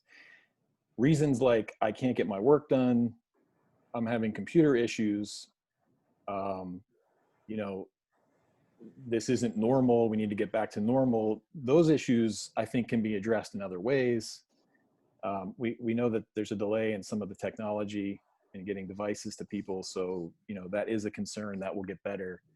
I want to make sure that everything possible from an online standpoint is in place and going as well as can possibly go. And then continues through a partial, a hybrid opening, because the parents that are choosing to stay home, have their kids stay home for reasons of COVID, are not necessarily comfortable with online school, you know, a cyber school option. So I realize there's some compromise here, and we need to have compromise as, you know, as it relates to what capacities we have. You know, do we have enough teachers? Do we have enough staff to cover that kind of work? But for the most part, I just want to make sure that the online that's working right now isn't a natural, isn't a normal cyber school environment. It's real. It's like real school right now. You know, it's especially for secondary, it's classes every period, just like they would be at school, and the interaction and ability to have some sort of social contact with other students and questions in a classroom setting is much different than, you know, just doing a cyber, watching videos, doing tests on your own for a few hours a day. So I just don't want to sacrifice a large number of students, if that's the case, in order just to make hybrid work. And so we're not, you know, not only are we not getting the best of any of it, we're getting kind of the worst of the two models at the same time. So is there a way to determine which students should be there, which students don't need to be there? And is that even a legal thing that we can do, or you know, is there a way to determine that? Right. I'm gonna address a couple things. You know, from our standpoint, I mean, we certainly have empathy for our families that are juggling work schedules and everything, but you know, when we look at our decisions, it really is just what do our kids need for education. And I think Dr. Bergman's points were really well thought out in the terms of somebody's going to shoulder this burden. I mean, the reality is we don't have, and I don't know a district that does, maybe a couple of affluent ones, but we don't have the resources to suddenly move to an amazing hybrid, an amazing online. You know, we're all in the same situation with that. The concern we have is, and some of our parents spoke to it, is our students who are not thriving in online. And if you think back, back in August, people were very nervous about online. I mean, we heard numerous people say it's no good, it doesn't work for my child, and yet we're now experiencing some positive results with it. With hybrid, that same thought is going to go into it. We've been listening to parents. We're looking for ways to kids to interact on asynchronous days, but we're not going to tell you we think it's the best program ever. It is absolutely going to have its drawbacks. We've been talking with other districts. They're doing the same model. We know that it has its challenges as well as the benefits of getting kids into school. So, you know, we're not, we want to be upfront about that. And I'm going to let Dr. Caton speak to that in a minute. But we have students right now that we're hardly seeing, and we're very concerned about their physical safety. I mean, these are kids, you know, we have kids that we are the viable adults in their lives. And right now we're not seeing them, or we're seeing them sporadically. And that is incredibly concerning to us. That doesn't mean we don't take COVID seriously. We absolutely do. As I stated, that's why our district decided to contract with Allegheny Health Network. I am not comfortable making medical recommendations or decisions on public health. I am relying on a team of medical experts to guide us in that. But on the other hand, we also know there is no such thing as zero risk. I mean, we know that. So what the board and the community has to decide is you have to balance those risks, and it's hard. I mean, there's no right decision. Again, back to Dr. Bergman's comments, there's just no right good decision in this. But when we look at it, you know, it's interesting to hear about normalcy. That hasn't even crossed our minds because nothing about this year has been normal, and we don't expect it to be normal at all. I don't even think June's going to look normal. So what we have to look at is balancing the needs of our children, all of our children, and making sure we're meeting those as best we can. And I will tell you, this year has been incredibly stressful for educators, not because we're working hard, not because there hasn't been a break, but because we all are so committed to doing the absolute best for our kids, and we can't do that this year. And that is what keeps all of us awake at night. So I want to be very clear about that. We'll speak to all the details of the plans. We'll answer questions. We're listening. Just today, we had another conversation on those asynchronous days, talking about ideas to get live instruction. We are absolutely working on that. In terms of the kids, we can't really pick and choose the kids that we bring in. We did talk about the number of families that have indicated they would remain online. Now, you know, I do want to say, we don't know yet. Wednesday was the deadline, so I don't think this is a final number by any means. But at this point, we're looking at about 11 kids at Avalon who will remain online. We're looking at 36 at Bellevue and around 40 at the middle school, high school. So assuming these numbers are an approximate, we are anticipating most of our students will be coming. But we do expect to get, if the board votes to go to hybrid, we do expect to have some more students indicating that they will remain online. So, but that's the numbers we have right now. Dr. Caton, do you want to speak to the plan? Sure. So I think Dr. John said it well, that we're in an imperfect situation, and that the plans that we're coming up with, we have sat and shot holes in them. We see that they're imperfect. But we are working hard as a team to come up with ways to mitigate those difficulties. I've had great conversations with parents who are concerned about the contact and the lack of real-time connection that they're going to have with teachers in an asynchronous environment. And we're working through ways to connect students with their teachers during office hours, during possible flexible times with music and other ways. But there are certainly drawbacks, and the planning is going to continue for those asynchronous days. What we're really talking about are the ways to reach the students who right now we feel aren't being reached. Every day I talk to teachers who express real hurt and regret for the students who they see as being lost in this shuffle. And that's hard to hear. Those students that are overlooked, not just now, but in socioeconomic situations, who don't have support systems at home. And right now it's tough to reach those kids. And so having a way to get to those kids, I think right now is one of those things that's at the forefront of our mind, because we don't want to leave any of our students out of the opportunities that we can provide. And I just also want to add too, I mean, this probably goes without saying, but obviously if we saw numbers heading in the wrong direction, we would absolutely change our recommendation. I mean, we're going based off of numbers right now, which put us in low, moderate, and actually in our, like I said, in our district now we're in low transmission rates. We see that heading in a different direction. And as I've stated before, I watch those constantly. We would certainly change our recommendation based on that. I just Yep, thank you. wanted to say, you know, I've read all the comments and the emails, and I was actually surprised at how many parents have concern for coming back. And I feel that, you know, those concerns are valid.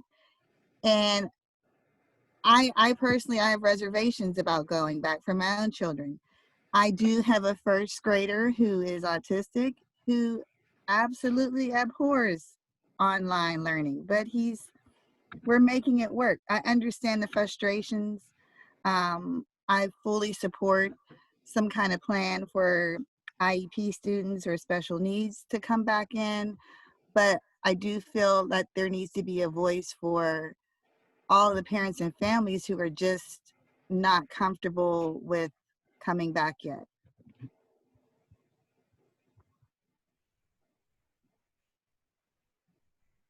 Okay. Dan, were you gonna say something? No, not at this point. Oh, okay. I don't know, your screen came up. Yeah, I mean, I just would like to echo what Dr. Johns has said about, you know, this is a difficult decision. She and her administrative team are doing the very best that they can to provide us with data to use, safety precautions, bringing in outside experts. And again, like, I don't, like, Dr. Johns is not making this recommendation lightly. Definitely just hearing her and Dr. Caton talk about the experiences of the students who don't have families here tonight to advocate on behalf of them.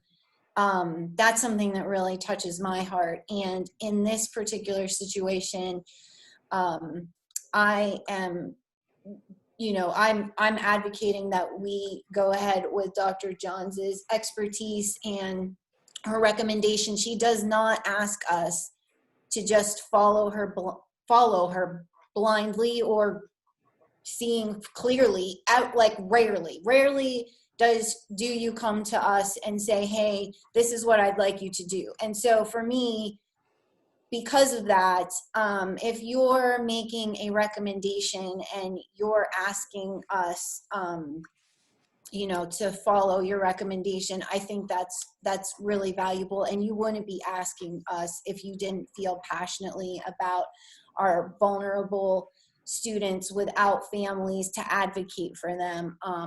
here tonight or, you know, anywhere for that matter. So if you guys feel free to speak if you'd like to. I know we had a really lengthy discussion last week.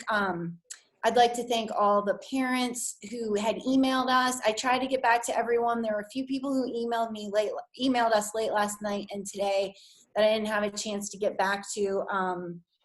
I just appreciate the sharing your experiences and, you know, thanking our staff and acknowledging the hard work that they've been doing. That's really, really been nice, not just for our staff, but just, you know, keeping the motivation going for everyone.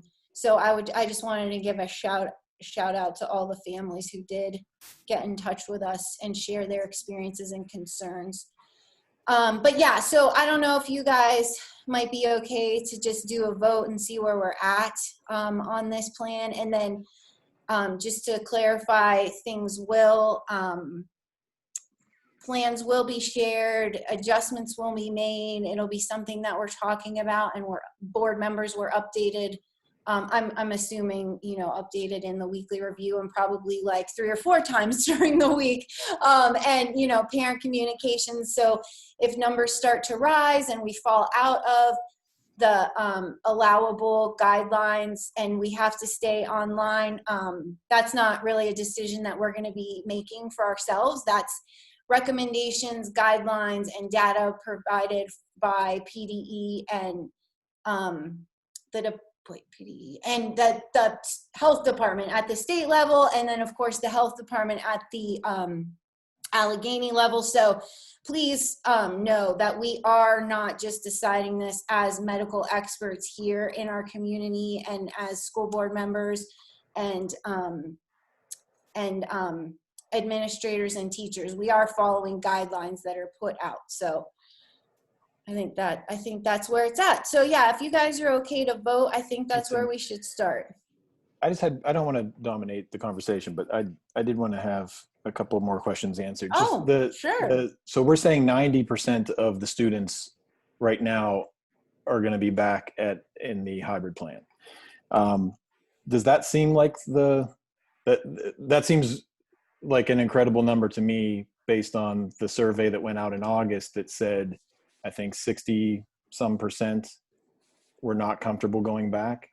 I think what we had, so when we did our last survey, that was when we were seeing the rise in cases. If you remember, bars and restaurants opened up, I want to say it was end of June, and Allegheny County went pretty high at that point. We were seeing that spike through the end of July. Our survey was out around that time. And that is when the question, I'd have to go back and look at the exact numbers, but the question was, people were expressing some level of discomfort. So it wasn't necessarily saying I won't come back. It was just that they were feeling uncomfortable about things at that point. But it's been a little while since I looked at those, so I can't quote the exact numbers. Yeah, that seemed a little surprising to me. And then does that make, so 90, are we saying that 90% are comfortable coming back and 90% represents a fair value of people that are not being served by online and should be in the building? I just want us to consider the whole picture, because what we were thinking at first was the building won't be full, but we're prepared for 90% of the students to be back, distanced and all that. Yeah. That's why we've got them split, because we'll only be at half capacity, so. Because of the splitting them into the cohorts, like, because we'll be a little less than half capacity, but we're planning as if it's half. Yeah, and Mike, like, remember we were trying to see if there was a way to have like our kindergarten students come in 5 days a week, and then because of like, we realized we weren't going to be able to do that because of the number of people who were planning on sending their kindergartners back. Right. Yeah, that I guess that's my concern is, are the people that are not being served, are they back in school now being served? And it's not just a full building of kids for any reason. And is that something to consider or not, you know? Are we allowed to pick who comes back to school? Did we already answer this question? I'm sorry. I didn't know if we were allowed to like have certain people and only certain people, students come back. Like, I mean, obviously, I don't know, Dr. Johns, maybe you could answer that. I'm going to throw that one to Trish. Oh, okay. Go on. So, I mean, no, we can't say to people, you have to come. You know, I mean, if we have options available, then we cannot say you have to come or you are not allowed to come. Some districts are saying that, you know, are opening special education classes up for extended days, you know, beyond what regular education students may receive, and that's based on an individualized IEP team decisions. But in my opinion, that's permitted. But no, we would not be able to say, you know, we have these options available, and family A, you have to be on hybrid, and family B, you have to stay at home. So we can, the life skills or students who have IEPs, special education qualifiers, we could have them come back and no one else. Correct. But I think, so here's the problem. Thank you for your professional expertise, but Mike, just to like talk to you about how that could be a little bit tricky. Like I had a daughter who she didn't have an IEP, she wasn't special needs, but she had really bad ADHD. So I think the kids who are qualified as life skills or special education are one thing, but I do think there are a lot of families who a student has difficulty, or they're not even thriving, like just maybe not even participating in the online. Like we couldn't pick and choose the kids who just have trouble learning through an online platform. So I guess that's where we have to kind of hope that members of the community who are willing and able and think that online remote education is working for them, we kind of have, if they commit to continuing with what they're doing. And then, that would be the only way to like plead to the community, like don't send your kid unless they're absolutely like terrible at school. That's the tricky part.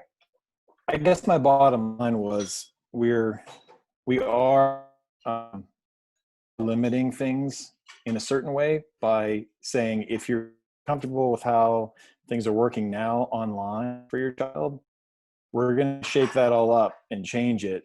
So you might end up coming back hybrid. In some ways, we're forcing students to come back into the building and risk it, because hopefully I'm not getting lost here. A little. Well, you're like breaking up a little bit.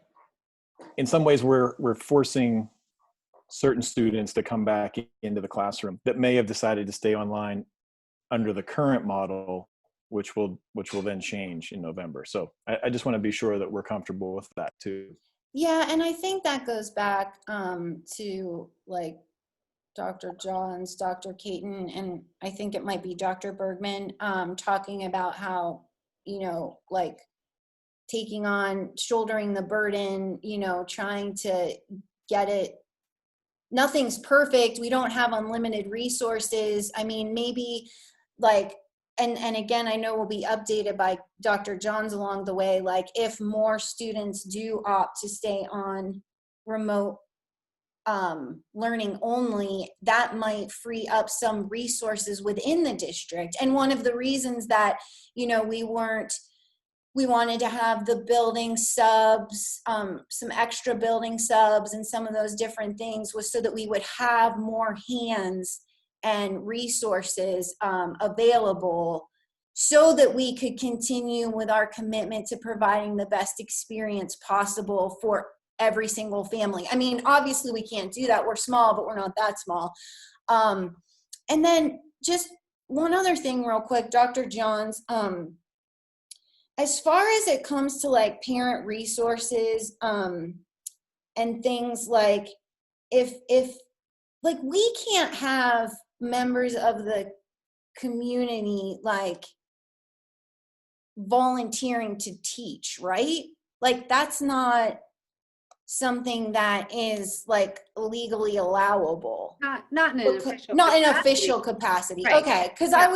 I think that's cool. And one of the things that's really great I've seen at Bellevue Avalon moms groups and just like through the community, our community is so good at taking care of each other with offering help, resources, coming together, picking up lunches, like whatever it is. There's just so much love and helpfulness in our community at large. And so like I like that idea, but I just wanted to make sure like we can't just have volunteers teaching. Okay, Yeah, great. but I certainly encourage like what Mrs. Tracy was talking about, people working together to support each other. I think I agree with you. I think that's definitely one of the strengths of our community.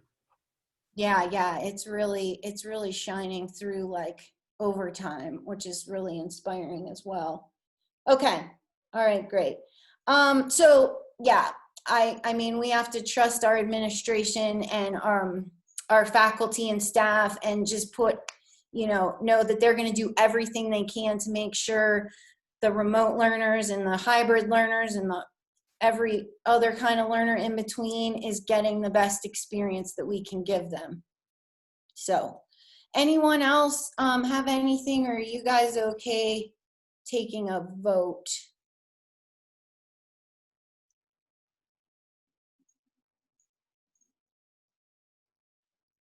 Okay, so all those oh no, I lost my spot. I'm sorry. Okay, so all those in favor say aye.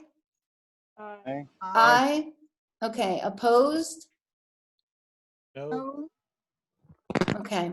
Did you get, that's Lene and Mike. Right. Are no's. Right, thank you. I know it can be hard sometimes to multitask over there.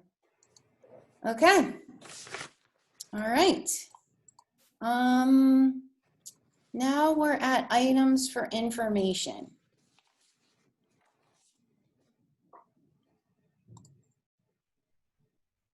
Dan? No report this evening, Madam President. Oh, well, okay, great. Thank you for that. A.W. Beatty? Beatty board meets this Thursday. Okay. Yeah, if you, once they have their meeting, if you like, or just when you're having these meetings, if they have any change in plans, will you just like let us know? Just more for information. Okay. Because we do have a link on our website to their website that sort of was their reopening plans and everything. And so just, in case anything changes, just let me know so I can make sure the links to their website are in good shape. Will do. Thank you. Okay. Oh, you're back to back. We got PSBA elections. Okay. PSBA officers is recommend the board elect officers for the following PSBA positions. There's only one position that's a contested position. So I don't know if you want to have somebody make a motion first to fill in the slot and then vote on the group. Yeah, make the motion. Dan, you're making the motion, so make the motion with whoever you want to put in as vice president. That's unfair. That's unfair.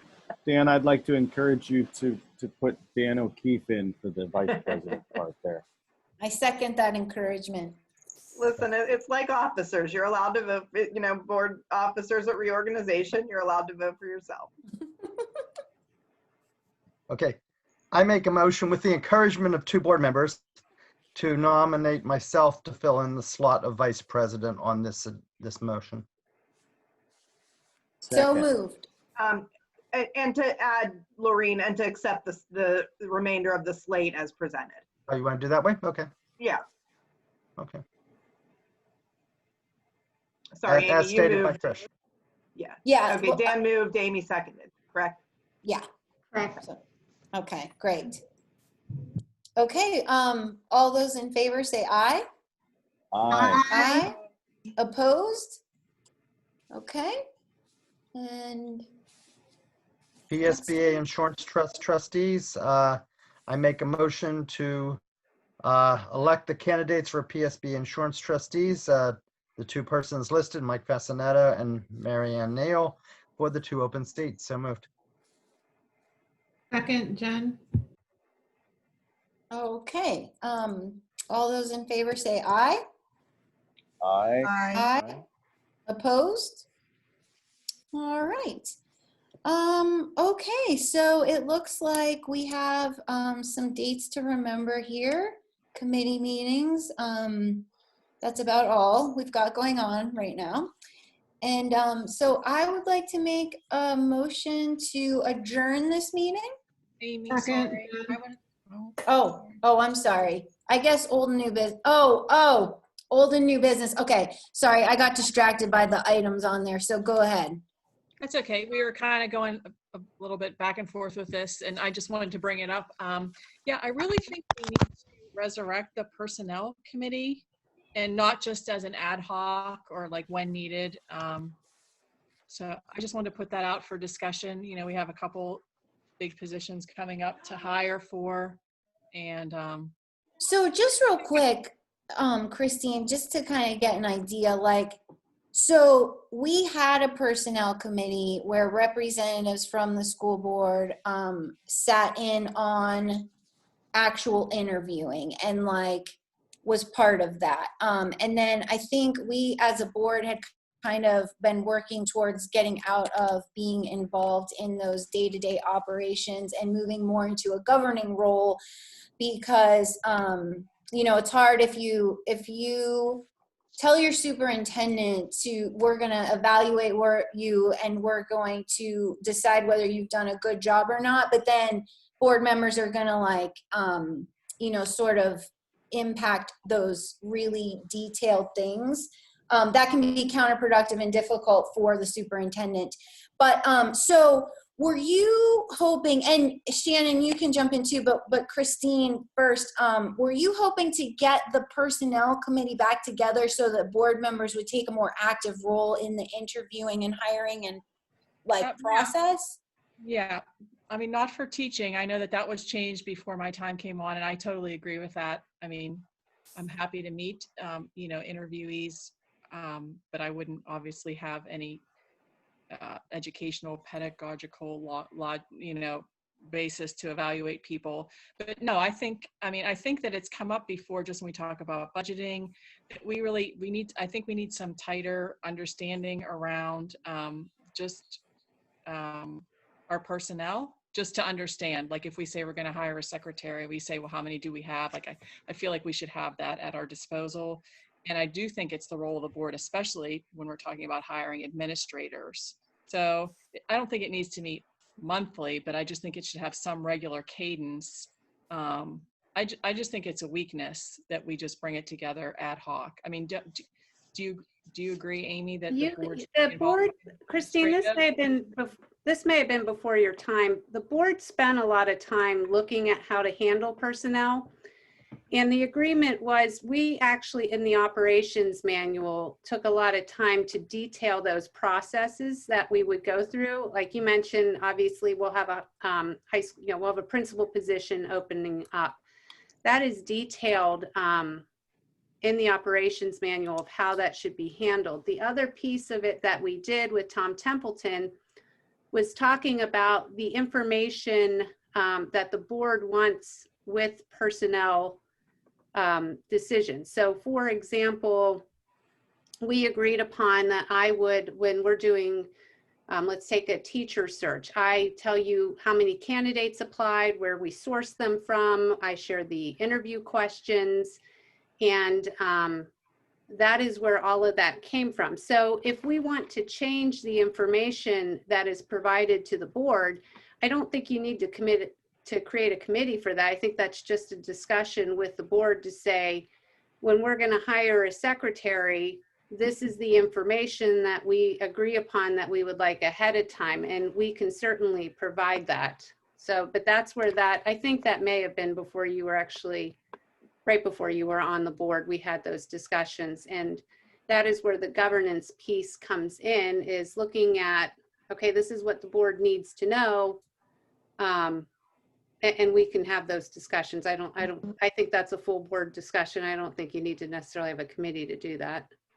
Yeah, and like Christine, just to answer your question, it's not, I mean, I definitely agree that, you know, we are always trying to improve. I know, you know, some of the information that Dr. Johns just explained, like we didn't always get it. And then through feedback from board members, we were sort of, you know, we improve upon things and just kind of like, I think you even brought up like, you know, metrics of like how many faculty and staff are at each building. And so, you know, like, so there's been so many good things that we've improved upon, and that's all kind of happened. You know, board members pointing out different things and talking about it in different committees. But as far as like a personnel committee to recommend or decide if like we need a secretary or if we should replace a principal or if this or that, like I'm not really comfortable, you know, with like, I think it's important for a board to have a discussion on it, but like, I'm not really comfortable, or nor do I think we need a committee that like decides if we're going to agree or disagree on a hiring recommendation. Like Dr. John said, I think that's something more that we have to do as a full board. But just we'll pause that. I just want to let you know my feelings on it. And I think Shannon, thank you for your patience. I saw your hand raised twice. Yeah. So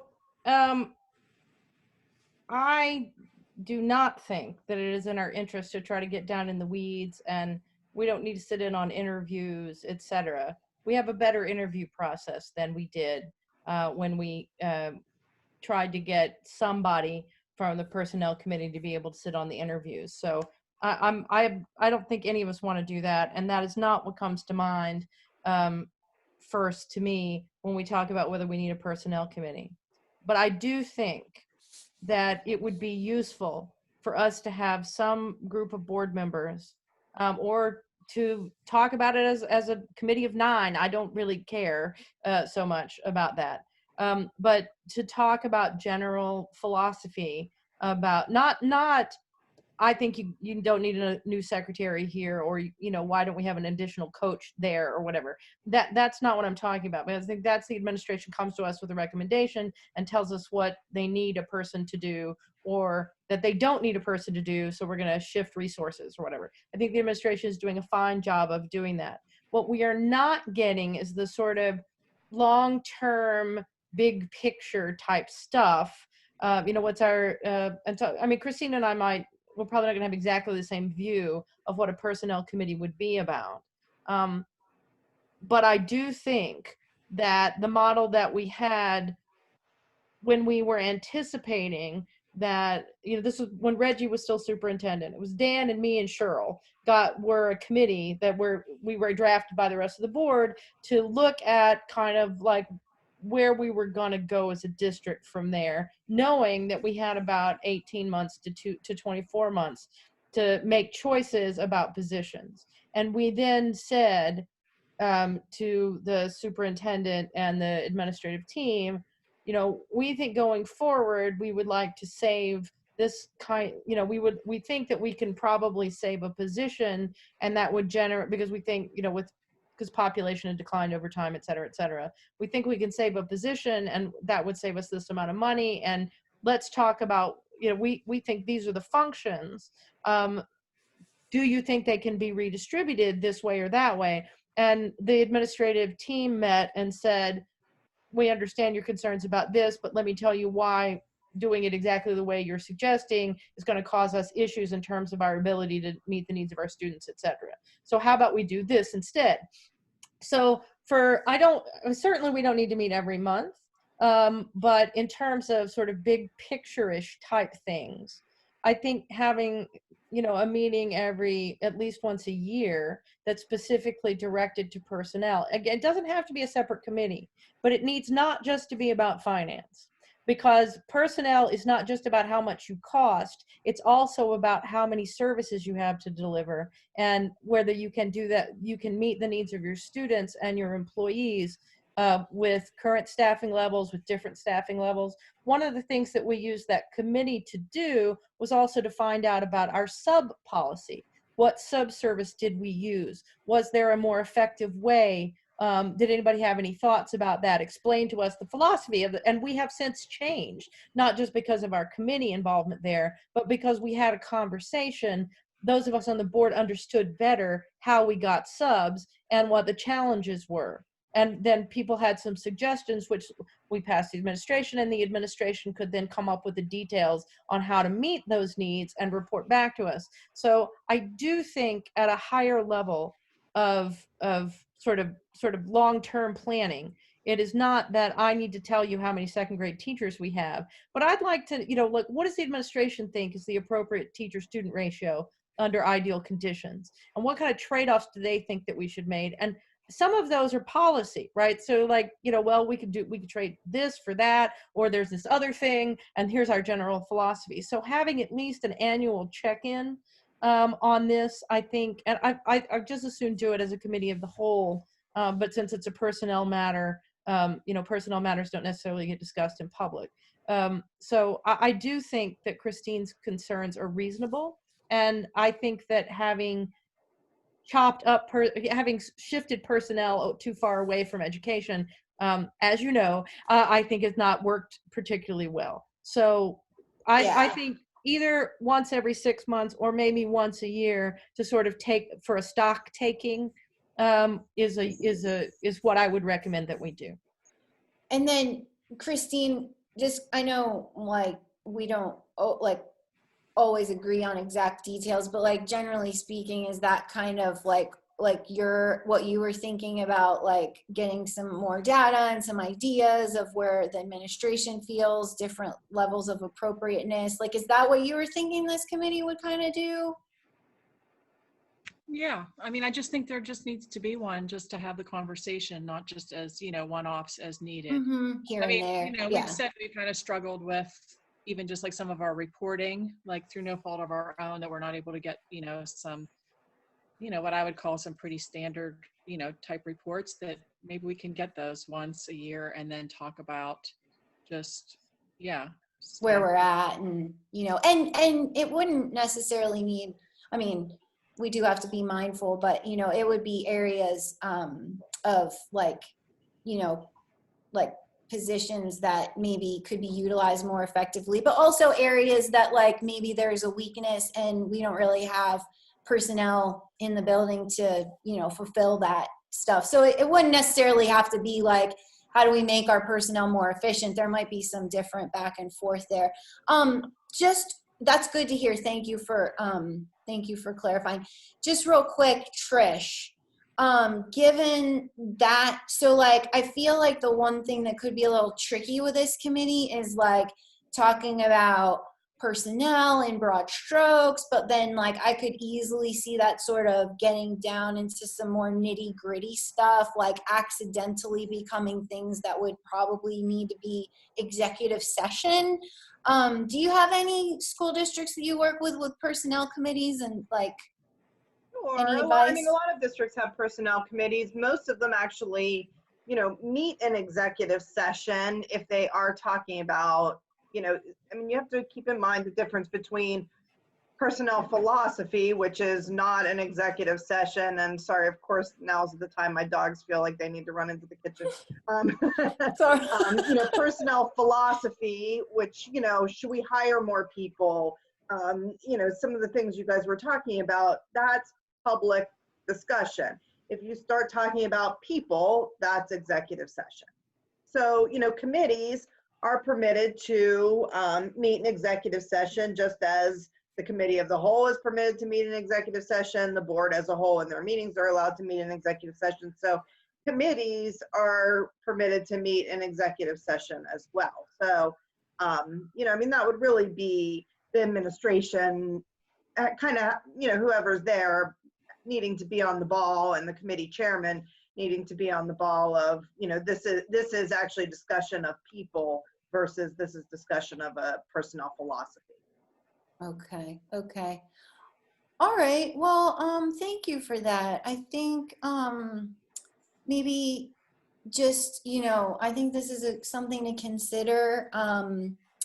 and sort of talk about, so if it's okay with you guys, I might just take a minute to sort of think this through, because there are a couple, I did actually want to get us, there's a couple committees and a few things in the operations manual that like eventually at some point I wanted to just sort of, fine tune, specifically, I think food service. And so, if that's okay with you guys, if I could just have a little bit of time to sort of think that over and discuss, some of the ideas with Dr. Johns, and then kind of get back to how maybe just with a proposal of like how it would work, what we would talk about, that kind of thing. If that's all right with you, Christine, I think would that be okay? Yeah, I just want to keep having the conversation. Yep, thanks. Yeah, okay, all right, great. Okay, any other old business or new? All right, I'm gonna try this again. I would like to make a motion to adjourn this meeting.